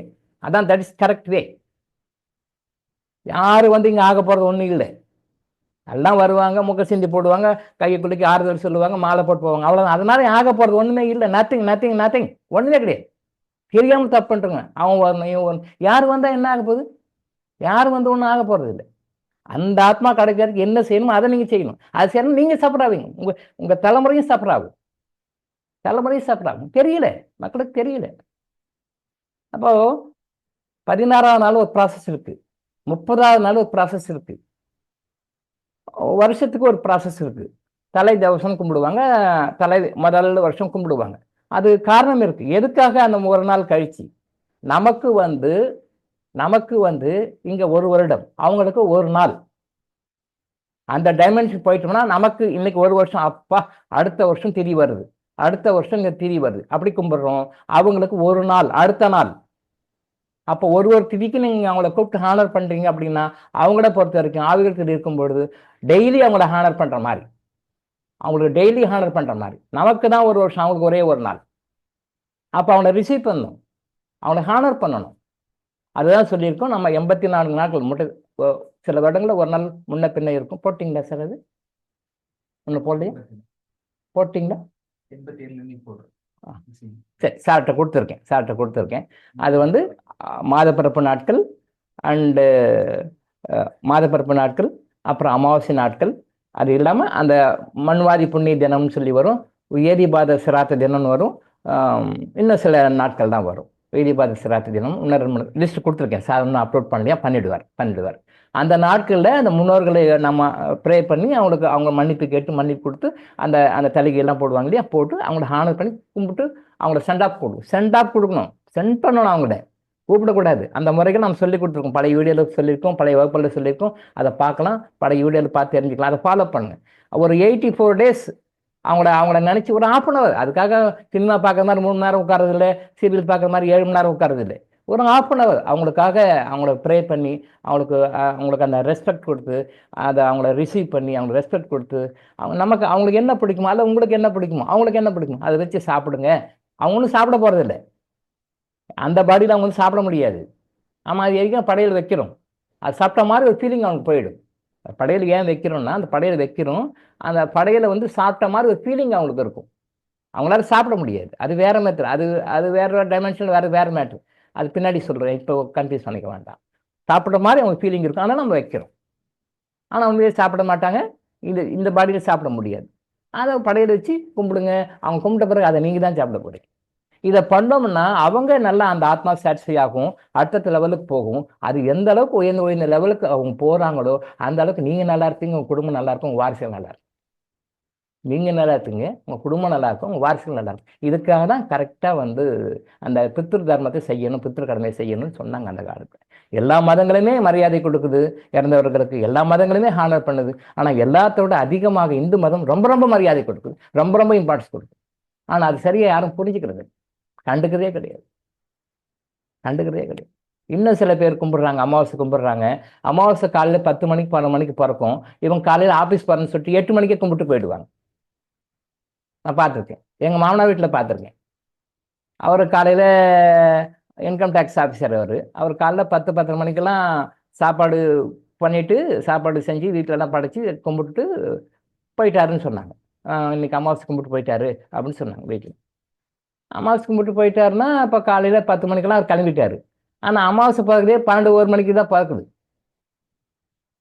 எங்கள் ஒய்ஃப் கிட்ட கேட்டீங்க, ஏமா அமாவாசை காலைல கும்பிட்டு போயிட்டாரு, ரைட்டு ஓகே, அமாவாசையே 12-1 மணிக்கு தான் பிறக்குது, அதுக்கு மேலே தான் கும்பிடணும், 12-1 மணிக்கு மேலே தான் கும்பிடணும். அப்படி இல்லையா மறுநாள் அமாவாசை இருந்துச்சுன்னா அப்போ வேணா கும்பிடலாம், மறுநாள் காலைல மதியானம் வரைக்கும் அமாவாசை அப்போ கும்பிடலாம். அப்படி இல்லை இன்னைக்கு வந்து அமாவாசை 12 மணிக்கு தான், 12-12:30 மணிக்கு தான் வருது. அப்போ அவர் 1 மணிக்கு மேலே தான் கும்பிடணும். 12 மணிக்கு மேலே அமாவாசை பறந்து தான் கும்பிடணும். நீங்கள் எப்படி காலையிலேயே வந்து கும்பிட்டார் போயிட்டாங்க, எங்களுக்கு அப்படிதாங்க கேலண்டரில் போட்டுக்கிறாங்க, அப்படிதாங்க நாங்கள் கும்பிடுவோம் அப்படி. அவங்களுக்கு தெரியல. அப்போ நான் சொன்னேன், அப்படிலாம் கும்பிடக்கூடாது, தப்பு அது. அமாவாசை இருக்கிற டைமில் கும்பிடணும். இவர் ஆஃபீஸ் போகிறாரு, பெசன்ட் நகர் இன்கம் டேக்ஸ் ஆஃபீஸ்க்கு போகிறாருன்றதுக்காக அமாவாசைக்கு முன்னாடி இவரே கும்பிட்டு 8 மணிக்கெல்லாம் கும்பிட்டு 9 மணிக்கெல்லாம் சாப்பாடு எடுத்துன்னு கிளம்பக்கூடாது. அது அது அது அமாவாசை வழிபாடே கிடையாது. அப்படி இல்லை. அந்த டைமில் நீங்கள் கும்பிட்ற டைமில், தரிகை வச்சு கும்பிட்ற டைமில், ப்ரே பண்ண டைமில் அமாவாசை இருக்கான்னு பார்க்கணும். அந்த டைமில் அமாவாசை பண்ணணும். நிறைய பேர் இந்த தப்பை பண்ணுறாங்க. எங்கள் மாமனா வீட்டில் பண்ண தப்பு இதே மாதிரி நிறைய பேர் பண்ணுறாங்க. கேலண்டர் போட்டுக்கு தான் அமாவாசை. அப்படி இல்லை. நீங்கள் அந்த டைமில் அமாவாசை இருக்கான்னு பார்க்கணும். சப்போஸ் ஒரு 10 மணிக்கு 12 மணிக்கு மேலே தான் வருது, இல்லை 12 மணிக்கு தான் மேலே வருது அப்படின்னு சொன்னால் அன்னைக்கு உங்களுக்கு அந்த தடிகை போட்டு கும்பிட முடியுமா அப்படி சொல்லி பார்க்கணும். அந்த டைம் இல்லைன்னா நெக்ஸ்ட் டே இருக்கும். அப்போ காலைல ஒரு 10-12 வரைக்கும் கூட இருக்கும். அப்போ அதுக்குள்ளே மறுநாள் அந்த டைமுக்குள்ளே அவங்களை கும்பிடணும். நீங்கள் கும்பிட்ற டைம் அமாவாசை டைமில் இருக்கணும். அந்த நாளை பார்க்கக்கூடாது, அந்த திதி எவ்வளோ டைம் இருக்குன்னு பார்க்கணும். இது ஏன்னா நாம் நெக்ஸ்ட் மந்த்து அந்த டைம் கூட வேணால் நோட் பண்ணி சொல்கிறோம். எந்த டைம்லேருந்து என் டைம் வரைக்கும் இருக்குன்னா, ஏன்னா நிறைய பேர் தப்புனால நம்ம வேணால் இனிமேல் குரூப்பில் எவ்ரி மந்த் அதை நான் மென்ஷன் பண்ணி போட சொல்கிறேன். எந்த டைம்லேருந்து எந்த டைம் வரைக்கும் அமாவாசை இருக்குது, என் டைமில் கும்பிடணும்னு கூட நான் போடுறேன். சரி, அது எல்லா மாத்திரமும் ஃபாலோ பண்ணேன். நீங்கள் சாப்பாடு கொடுக்குறது அது இந்த மாத்திரை கொடுப்பாங்க. மற்ற மாத்திரை அவங்க நினச்சி மனசாக ப்ரே பண்ணியாவது பண்ணுங்க. உங்களுக்கு மனசு இருந்தால் பரவாயில்ல, இல்லை நல்ல விஷயம்தான் செய்யலாம். வயலேஷன் ஆஃப் ரிலீஜியஸ் ரூல்ஸ் அப்படின்னு நீங்கள் நினச்சிங்கன்னா பண்ண வேண்டாம், விட்டுடுங்க. இல்லை இதெல்லாம் நான் வயலேஷன் ஆஃப் ரிலீஜியஸ் ரூல்ஸ் பண்ணலாம் அப்படின்னு நினச்சிங்கன்னா நீங்களும் சாப்பாடு போட்டு அவங்களை கும்பிடலாம். தப்பு கிடையாது. எல்லா மதங்களுமே ஒரே இறைவன் உருவாக்கினது தான். எல்லா மதங்களுமே ஒரே ஒரு இறைவன் உருவாக்கினது. தெரியாமல் சண்டை பிடிச்சிருக்காங்க. நேற்று ஏதோ வெளில போகும்போது பார்த்து ஏதோ மக்கள் வந்து தேவாலயத்து மேலே தாக்குதல் பண்ணாங்க. இந்து குரூப்பு நார்த் இந்தியாவும் நினைக்கிறேன், சரியா தெரியல. இந்து குரூப்பு தேவாலயத்தின் மீது தாக்குதல் அப்படின்னு போட்டிருந்தாங்க. தெரியல, எங்கள் சாமி பெருசு அப்படின்னு சொல்லி சர்ச் மேலே ஏதோ அட்டாக் பண்ணியிருக்காங்க போல. தெரியல. என் சாமி பெருசு, உன் சாமி மட்டும், நான் கும்பிட்றதான் ஒஸ்தி, நீ செய் அப்படின்னு நினச்சிக்கனால தான் அவங்க போய் தேவாலயத்துக்கு போய் சர்ச்சை போய் அட்டாக் பண்ணியிருக்காங்க. புரியல. உண்மையை புரிஞ்சு அப்படிலாம் செய்யணும். அதே தேவாலயத்தில் இருக்கிற அதே இறைவனும் உங்கள் கோயிலில் இருக்கிற இறைவனும் ரெண்டும் ஒன்று தான். அதை படைத்த ஒரே இறைவன் தெரியல. அவங்க என்ன பண்ணுறேன். ஸோ இந்த அடுத்தது காரியத்தை வச்சு டிஸ்கஸ் பண்ணாங்க. அது 13ஆம் நாள் இதை வச்சுருக்காங்க. பட் இந்த காரியத்தை வைக்கிறது கூட அந்த 16ஆவது நாள் வைக்கணும், 30ஆவது நாள் வைக்கணும், அந்த 1 இயர் கொடுக்கணும். அது சில சடங்குகள்லாம் இருக்குது. இந்த நாட்களில் கூட நான் மென்ஷன் பண்ணிருக்கேன். இந்த மாதத்தில் 3 நாள் ஏதோ வருது. அந்த நாள்களை கரெக்டாக செய்யக்கூடிய நம்ம சௌகரியம் போல் நம்ம சௌகரியத்துக்கெல்லாம் ஒரு டேட்டை வச்சுக்கக்கூடாது. வச்சுக்கூடாது. ஸோ இங்கே தான தர்மம் அப்படின்றது கூட பாருங்கள். இப்போ நாளைக்கு காரியம், நாளைக்கு எல்லாரும் ரிலேட்டிவ்ஸ் எல்லாம் வருவாங்க, பண்ணுவாங்க. இது ஒரு விஷயம் வருது. பேசிட்டு இருக்கும்போது இந்த காரியம் நாள் வைக்கும்போது, அப்போது எங்கள் கம்யூனிட்டி வந்து வீரசைவ ஜங்கம் சொல்லுவாங்க. ஃபுல்லாக வந்து சைவம் தான் சாப்பிடணும், அசைவம் சாப்பிட மாட்டாங்க. இப்போ என்ன பண்ணுறாங்களா, எல்லாம் காரியம் முடிஞ்சால் காரியத்துக்கு மறுநாள் கசப்பு தலைன்னு சொல்லி ஏதோ மற்ற கம்யூனிட்டி ஏதோ இருக்கும் பொழுது அதை கசப்பு தலைன்னு சொல்லிட்டு சம்மந்திங்க எல்லாம் வருவாங்க. அவங்களுக்காக நான்வெஜ் செஞ்சு போடுவாங்க. அந்த பழக்கம் இப்போ கொண்டு வந்துட்டாங்க. நான்வெஜ் செஞ்சு போடுவாங்க மறுநாள், காரியம் முடிஞ்ச மறுநாள் அதெல்லாம் பண்ணுவாங்க. அப்படி சாப்பிடும்போது 4 ஏழகடமாவதுன்னு ஒரு குரூப்பில் பேசிட்டு இருந்தாங்க. அப்போ ஒரு ரிலேட்டிவ் எங்கள் பக்கத்தில் இருந்தாங்க. அது என்ன உறவுன்னு எனக்கு தெரியல, பட் ரொம்ப நியரஸ்ட் உறவு தான் அது. எனக்கு அவங்க யாருன்னு தெரியல. அப்போ வாங்க போங்கன்னே பேசுறது. என்ன உறவுன்னு நமக்கு தெரியலையே. எங்கள் சிஸ்டர் வேறு பக்கத்தில் இல்லை. சரி அவங்க சொன்னாங்க வந்து எங்கள் இதெல்லாம் கூட இப்படி தான்ப்பா எல்லாம் வந்தாங்க, நிறைய சம்பந்திங்கள்லாம் வந்து எனக்கு செய்யணும்னு சொன்னாங்க. இது என்ன காரியத்துக்கு அன்னைக்கு போய் செய்யாது, அன்னைக்கே காரியத்துக்கு மறுநாள் செய்வாங்கல்ல, காரியத்தை அன்னைக்கே நைட்டு வந்து நான்வெஜ் போட்டு சமைச்சு கொடுக்கணும். அதுக்கெல்லாம் யாரோ பணம் கொடுக்கணும், ஷேர் கொடுக்கணும். அன்னைக்கே காரியம் முடிஞ்சு அன்னைக்கே நைட்டு நான்வெஜ் சாப்பிடணும்னு சொல்லி சொல்கிறாங்கப்பா. நான் அதெல்லாம் முடியாதுன்னு சொல்லிட்டேன். நாமெல்லாம் வீர செய்வோம், நாமெல்லாம் ஜங்கம் கம்யூனிட்டி, வீர செய்வ ஜங்கம் இதெல்லாம் பண்ணக்கூடாது. நீங்களாம் தப்பாக நீங்கள் சாப்பிட்டு ருசி கண்டுட்டு இப்படிலாம் பண்ணுறீங்க. நான்லாம் பண்ண மாட்டேன்னு சொல்லிட்டேன். நான் யாருக்கும் கொடுக்க மாட்டேன், அப்படிலாம் செய்ய மாட்டேன். அப்படி யாராவது சாப்பிடணும்னு நினச்சி நீங்கள் போய் ஹோட்டலில் சாப்பிடுங்க, நான் செய்ய மாட்டேன்னு சொல்லிட்டேன். அப்போ எனக்கு ஒரு ஆச்சரியம். ஆமாம், அந்த காரியம் முடிஞ்ச மறுநாள் தானே அப்படிலாம் சொல்லுவாங்க. நீங்க என்ன இப்படி சொல்றீங்க? ஆமாப்பா, நிறைய பேர் என்கிட்ட கேட்டிருக்காங்கப்பா. காரியமணி மண்ணா கூட நம்ம ஆளுங்களாம் பொறுக்கிறது இல்லை. இப்போ அன்னைக்கு நைட்டே நான்வெஜ் செஞ்சு சாப்பிடணும், போடணும், அவங்க ஷேர் கொடுக்கணும், அன்னைக்கு நைட்டே உட்காந்து எல்லாம் சமைச்சு போட்டு சாப்பிடணும்னு சொல்லி சொல்றாங்க. நான் ஸ்ட்ரிக்டா முடியாதுன்னு சொல்லிட்டேன். நான்லாம் வேறு செய்வோம், நாமெல்லாம் ஜங்கம் கம்யூனிட்டி, நாங்கெல்லாம் எதுவும் சாப்பிடக்கூடாது, நாங்க பண்ண மாட்டோம், இஷ்டமா தான் இருங்க, இல்லைன்னா போங்க, சாப்பிட்றதுனா சாப்பிடுங்க, ரைஸ் சைவ சாப்பாடு, இல்லைன்னா போங்க, அசைவம் சாப்பிட்னா ஹோட்டல் சாப்பிடுங்க, தைரியமா நான் சொல்லிட்டேன்பா அப்படின்னா. ஓ, பெரிய விஷயம், நல்ல விஷயம், கரெக்டாக பண்ணீங்க அப்படின்னு. இந்த முறை சரியான முறை. இஷ்டமா இருந்தால் சாப்பிடுங்க, இல்லைன்னா போங்க.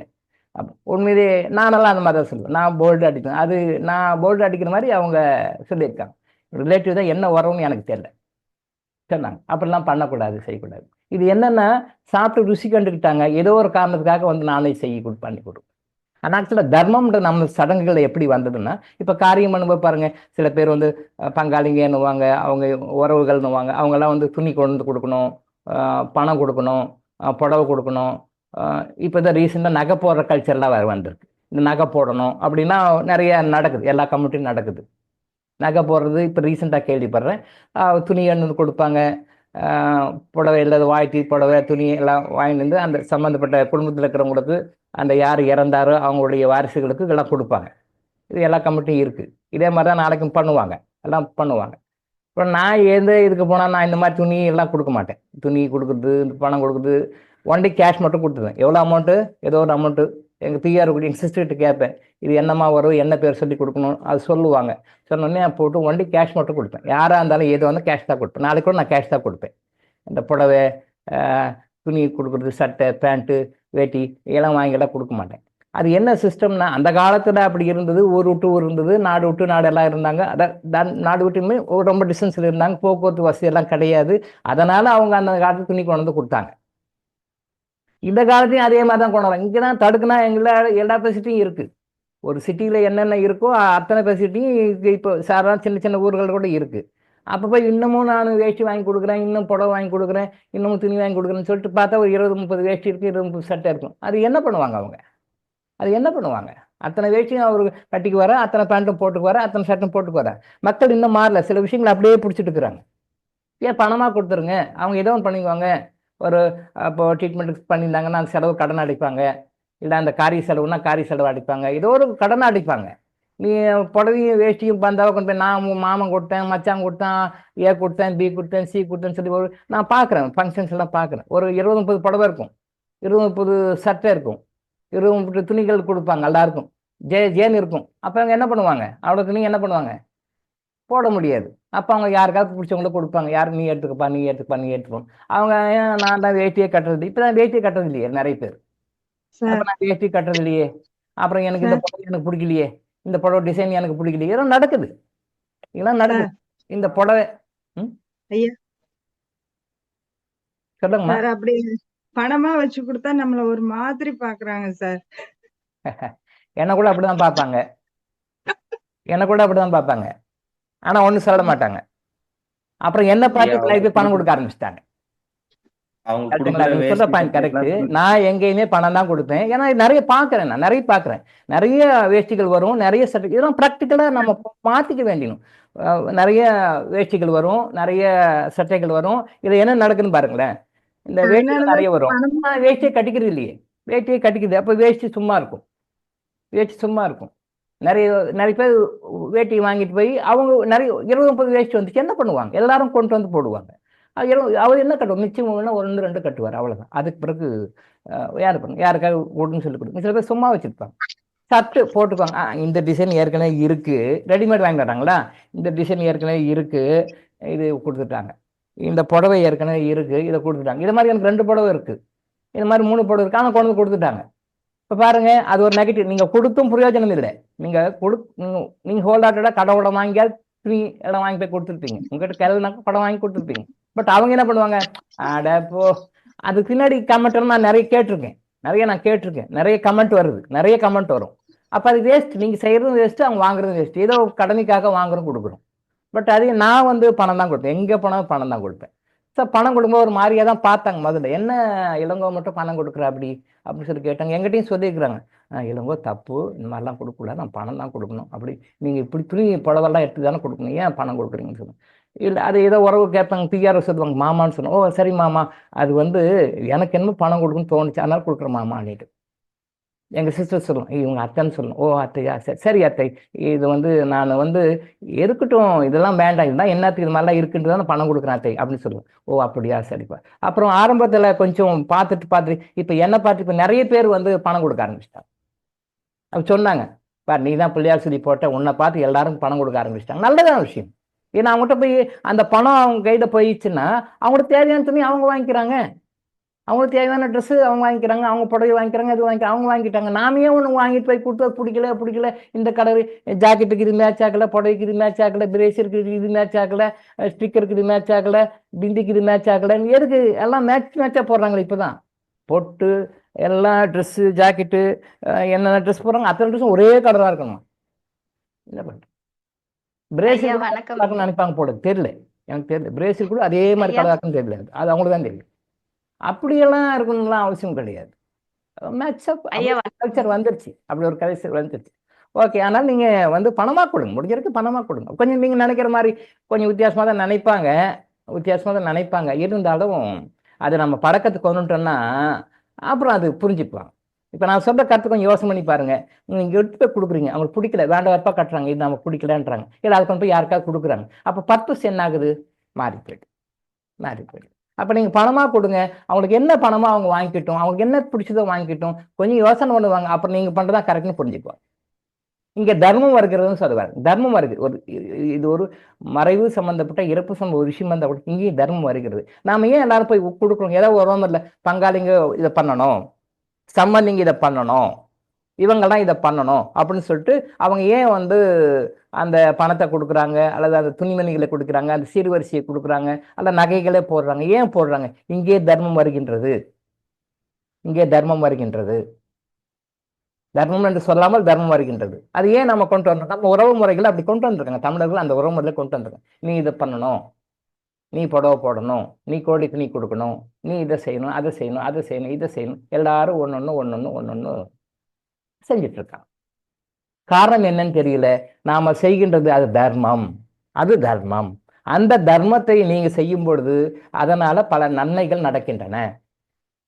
இப்ப நான் சொன்னேன், நான் போகும்பொழுது அக்காவுக்கு வந்து அந்த நூலை கட்டி விட்டு அந்த செரிமனிஸ் பண்றது, இது எல்லா இடத்துலையும் நடக்கிறது தான். அது ஏன்னு யாருக்கும் தெரியாது. இப்போ அது இல்லாம சாதாரணமா ஆக்சிடென்ட் கேஸ் இல்லாம பெரும்பாலும் பண்ண முடியாது. ஏன் வீட்டில் இருக்கிற ஆத்மாவுக்கும் ஹாஸ்பிட்டலாக உயிர் போகிற ஆத்மாவுக்கும் என்ன வித்தியாசம் இருக்கு? அது அவங்க ஆவியலகத்தில் இருக்கின்ற நாட்கள், ஆவியலகத்தில் வாழ்கின்ற வாழ்க்கையினுடைய தரம், அப்புறம் அடுத்த பிறவி எடுக்கிறாங்களே அந்த பிறவி எடுத்து போகின்ற குடும்பத்தில் என்ன சுகதுக்கங்களை அனுபவிப்பாங்க, எந்த மாதிரியான வசதியை செல்வாக்குடைய குடும்பம்ன்றது இது நிர்ணயிக்கின்றது. எல்லாமே கர்மா தான். நம்ம அடிப்படை நீங்கள் எங்கே போனாலும் கர்மா தான். பட் அதை நிர்ணயிக்கின்றது. நீங்கள் உயிர் பிரிகின்ற இடம் கூட உங்களுடைய ஆவியலக வாழ்க்கையினுடைய தரத்தையும் ஆவியலக வாழ்நாள் எவ்வளோ நாள் இருப்பீங்கன்ற அந்த நாட்களையும் நீங்கள் மறுபிறவி எடுக்கிறீங்களே அந்த குடும்பத்தினுடைய தரத்தையும் நிர்ணயிக்கின்றது. அதனால தான் அந்த காலத்தில் வந்து இறப்புன்றது வீட்டில் இருக்கணும்னு சொல்லுவாங்க.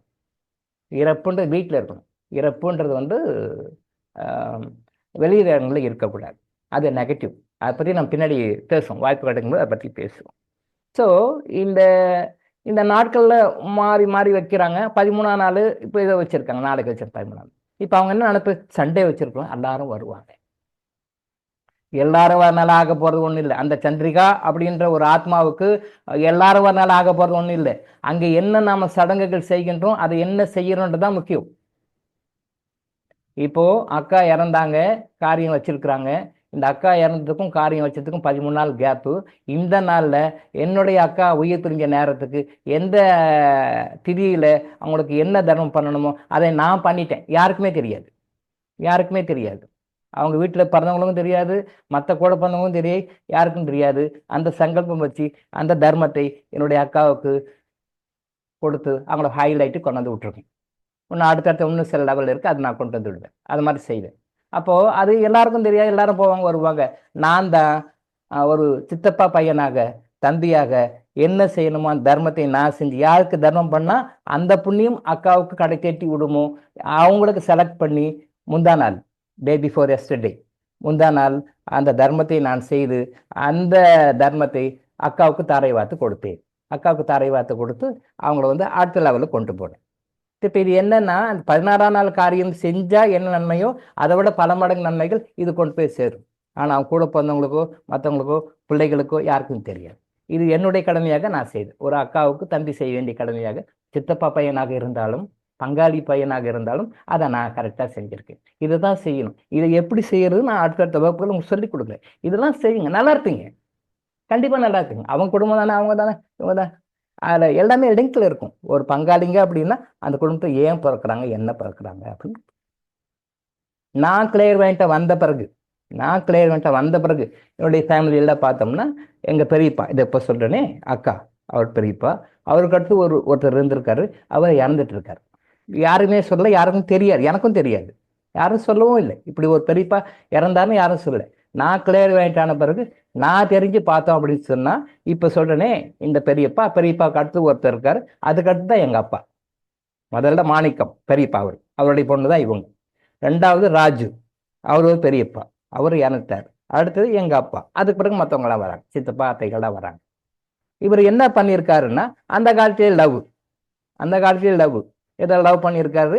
நான் அந்த பொண்ணை கல்யாணம் பண்ணிக்கணும்னு கேட்டிருக்காங்க. அப்போ வந்து எங்கள் ஃபேமிலியில் எங்கள் பாட்டி கூட சரி பரவாயில்ல பண்ணி கொடுத்துருவாங்க. எங்கள் தாத்தா சுப்பராயன், அவர் வந்து ரொம்ப ஸ்ட்ரிக்ட், அதெல்லாம் முடியாது, ஆனால் கொடுக்க மாட்டேன் செய்ய மாட்டேன் இதை சொல்லியிருக்காரு. சூசைட் பண்ணிட்டுருக்காரு. அவர் தற்கொலை பண்ணி இறந்துட்டு இருக்காரு. தெரியல, இவங்களுக்கும் தெரியல, யாரும் சொல்லவும் இல்லை. நான் போய் பார்த்த பிறகு தெரியுது, அப்பா பெரியப்பா மாணிக்கம், அதுக்கடுத்தது ராஜு ஒரு பெரியப்பா இருந்திருக்காரு.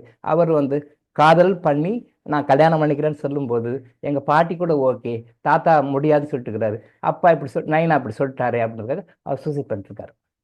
அது அங்கே இருக்கிற ஒரு கோயிலில் போய் சூசைட் பண்ணிட்டுருக்காரு. அவர் ரொம்ப பக்தி ஜாஸ்தியாக, அவர் பக்தி ரொம்ப ஜாஸ்தி. அவர் ஒரு கோயிலில் போய் சூசைட் பண்ணிட்டுருக்காரு. அந்த தோஷம் என்னுடைய குடும்பத்தை எப்படியெல்லாம் பாய்ச்சிருக்கு அப்படின்னு நான் வந்த பிறகு தான் அதை பார்த்து அதை கிளியர் பண்ணேன். மற்றவங்களுக்கு யாருக்கும் தெரியாது. ஸோ இறந்துட்டாரு.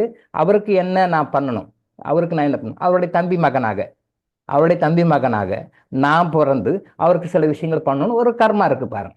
கர்மா, நான் இந்த விஷயங்கள்லாம் தெரிஞ்சுட்டு பண்ணிட்டு, ஆமா நம்ம லைஃப்ல யாரெல்லாம் இப்படி இருக்காங்கன்னு சொல்லி பார்க்கும்போது ஃபர்ஸ்ட் வராரு எங்கள் சித்தப்பா, பெரியப்பா, எனக்கு எங்கள் அப்பா மூத்தவர், அவர் பெரியப்பா ராஜு. காதல் தோல்வின்றதுனால அந்த காலத்திலேயே பாருங்க சூசைட் பண்ணியிருக்கிறார். சரி சொன்னா என்ன, விட்டுட்டு போகலாம், வேற பொண்ணை கல்யாணம் பண்ணிக்கலாம், சரி விட்டு போ, சரி அம்மா ஓகே. அப்பா நைனா வந்து முடியாது, அதெல்லாம் முடியும். எங்கள் தாத்தா சுப்பராயன் ரொம்ப ஸ்ட்ரிக்டாக சரி, அதெல்லாம் முடியாது, இஷ்டமா இருந்தா இருந்தால் போயினே இரு, நானும் கல்யாணம் பண்ணிக்க மாட்டேன் அப்படின்னு சொல்லிட்டு அவரு போய் சூசைட் பண்ணிட்டேன். ஸோ அந்த ஆத்மா சாந்தி அடையாமல் பல வகையில் அதுவும் கஷ்டப்படுது. அதனால இவங்களும் கஷ்டப்பட்டுருக்காங்க, தெரியல. அப்போ நான் அதுக்கு என்ன செரிமனி பண்ணணும், அவருக்கு என்ன மன்னிப்பு கேட்கணும், என்ன மன்னிப்பு கொடுக்கணும், என்ன மன்னிப்பு கேட்டு என்ன மன்னிப்பு கொடுத்து எந்த மாதிரி தான தர்மம் பண்ணி என்ன மாதிரி செட் பண்ணி அதை சரி பண்ணணும், அதை சரி பண்ணி நான் அவரை கிளியர் பண்ணி அவரை அனுப்பிச்சி கொடுத்தேன். அடுத்த லெவல் போக விடணும். இந்த அடுத்த லெவலுக்கு நம்ம போக ஸ்டக்காகி நிற்கிறாங்க பார்த்தீங்களா. இந்த ஸ்டக்காகி நிற்கிறது பல வகையில் அவங்களும் கஷ்டப்படுவாங்க, நாமளும் கஷ்டப்படுவோம். இது நிறைய பேர் தெரிய மாட்டேங்குது. நம்ம சஃபரிங்க்கு கர்மா தான் காரணம். அந்த கர்மாவுக்கு தகுந்த மாதிரி இந்த பித்ருக்கள் கடமைகளை, பித்ருக்களுக்கு செய்ய வேண்டிய கடமைகளை நாம் தவறு பண்ணுவோம். கர்மா தான் காரணம், அதில் மாற்றுக்கருத்து கிடையாது. அந்த கர்மா எப்படிலாம் எக்ஸிக்யூட் ஆகும், அது எக்ஸிக்யூட் ஆகிறதுக்கு ஒரு வழி வேணும் இல்லையா, ஒரு வழிமுறை வரும் இல்லையா. அந்த வழிமுறை இந்த பித்ரு கர்மாக்களை நம்ம சரியாக செய்ய மாட்டோம், தப்பாக செய்வோம், பலன் தர மாட்டோம். பித்ரு கர்மா செய்ய மாட்டோம், தப்பாக செய்வோம், ஏடாவடமாக எதாவது பண்ணுவோம், அதெல்லாம் பாதிப்போம். நம்முடைய வாழ்க்கையில் நான் அடிக்கடி சொல்லியிருக்கேன் பல வகுப்பில், நம்முடைய வாழ்க்கையில் நாம் படுகின்ற பெரும்பாலான துன்பங்களுக்கு பித்ரு தோஷங்கள் காரணமாக இருக்கின்றன. நல்லா இருக்கிறதுக்கும் காரணமா இருக்கிறாங்க. அதையும் நம்ம எடுத்துக்கணும். நம்ம ஒரு அப்படியே சொல்லணும், நெகட்டிவா சொல்லணும். நம்ம நல்லா இருக்கிறதுக்கும், நம்ம சந்தோஷமா இருக்கிறதுக்கும், மகிழ்ச்சியா இருக்கிறதுக்கும், ஆனந்தமா இருக்கிறதுக்கும் அவங்களும் காரணமாக இருக்காங்க. எப்போ காரணமா இருப்பாங்க, அவங்க நல்லா இருந்தா தான் நாம அந்த பிளஸிங் நமக்கு வரும், நாம நல்லா இருக்கும். நம்ம நல்லா இருக்கிறதுக்கு அவங்களும் ஒரு காரணமா இருக்கிறாங்க, அதுவும் மாற்று கருத்து இல்லை, அதுவும் ஏற்றுக்கணும் நம்ம.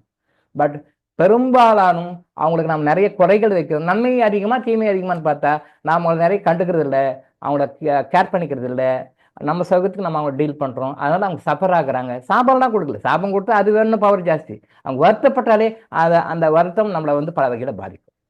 நான் பல முறை சொல்லியிருக்கேன், நம்ம சாதாரண ஹியூமன் பீயிங்ஸே சாதாரணமாகவே அவங்க நமக்கு சாபம் கொடுக்க வேணாம், திட்ட வேணாம், அவங்க மனசில் வருத்தப்பட்டாங்களே அந்த வருத்தம் நம்மளை தாக்கும். நம்ம ஆறால் வந்து உட்காரும், சோலார் பிளக்ஸஸில் வந்து உட்காரும், அது நமக்கு பல்வேறு வாழ்க்கையில துன்பங்களை கொடுக்கும் சொல்லிக்கிறோம்.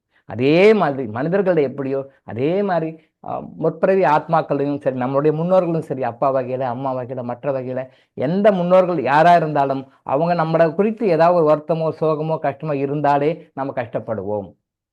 அதுக்கு மேலே சாபம் கொடுக்கறது, பழி வாங்குறது, நீயா நானா பாத்திரன்றது அதே மாதிரி அங்கேயும் இருக்குது. அது பண்ணும்போது நம்ம கஷ்டப்படுவோம். நம்ம இந்த ரூட் காஸ் இன்விசிபிலிஷன் நம்ம தெரியல. அதை தான் இந்து மதத்தில் தெளிவாக சொல்லியிருக்காங்க, இது எல்லாம் பார்த்து சரி பண்ணு. இந்த காசை இன்விசிபிள் ரீசனை சரி பண்ணிட்டோம்னா எக்ஸ்டர்னல் ரீசன் சரியாயிடும். அதான் மேட்டர். ஸோ இப்போ இந்த மாதிரி விஷயங்களில் ஒரு இறந்துட்டாங்க அப்படின்னா கூட அவங்க டீல் பண்ணுற நிறைய விஷயங்கள் இருக்குது. எனக்கு கரெக்டாக காரியம் செய்யணும், கரெக்டாக இது ஒன்று சொன்னாங்க.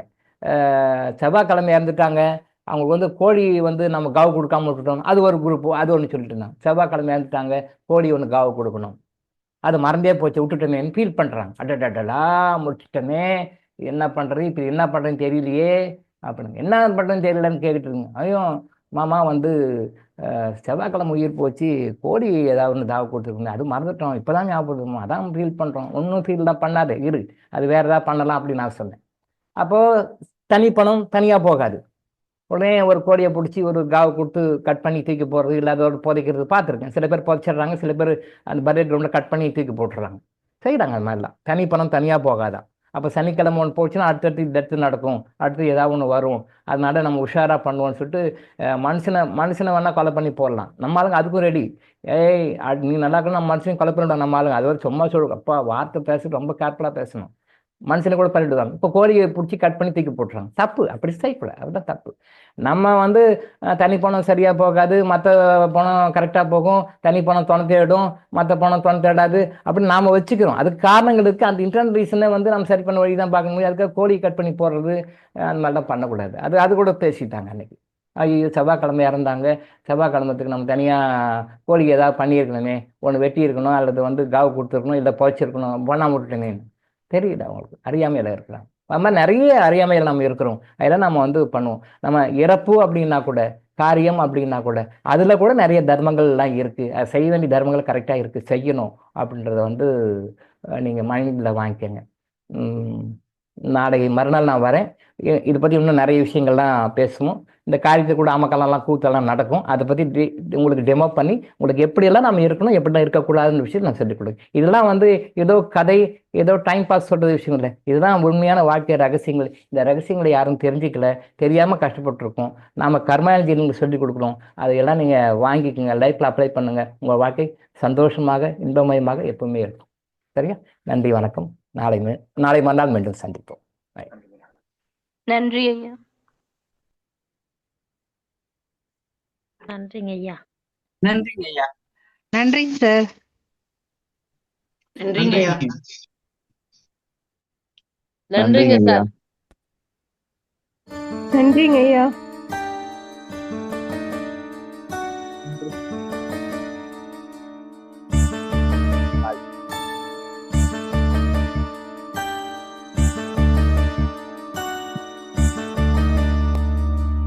எப்போது நீ அறிவாயோ அப்போதே சாந்தி அடைவாய்.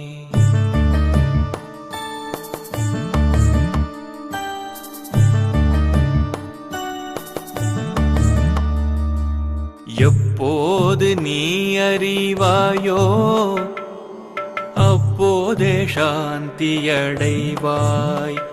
இதை எப்போது நீ அறிவாயோ மனமே அப்போதே சாந்தி அடைவாய்.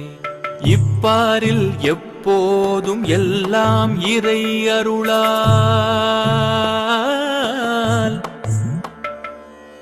இப்பாரில் எப்போதும் எல்லாம் இறை அருளால் தப்பாது அணுவளவும் சரியாய் நடப்பதாக எப்போது நீ அறிவாயோ அப்போதே சாந்தி அடைவாய். அப்போதே சாந்தி அடைவாய். அப்போதே சாந்தி அடைவாய்.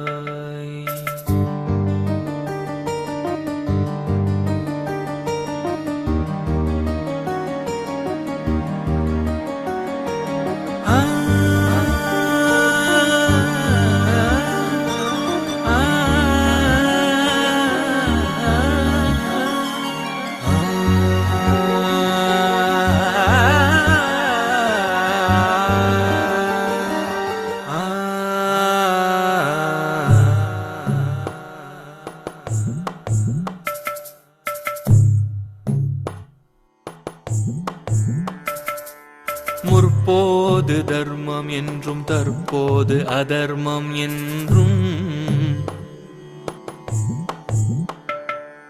முற்போது தர்மம் என்றும் தற்போது அதர்மம் என்றும் முயன்றே சீர்திருத்திட முடியும் உன்னாலே என்றும் முற்போது தர்மம் என்றும் தற்போது அதர்மம் என்றும் முயன்றே சீர்திருத்திட முடியும் உன்னாலே என்றும் அற்ப அகந்தை செருக்கால் அலையாமலே அடங்கி அற்ப அகந்தை செருக்கால் அலையாமலே அடங்கி ஆண்டவன் ஆட்சியில் அதர்மமே இல்லை என்று எப்போது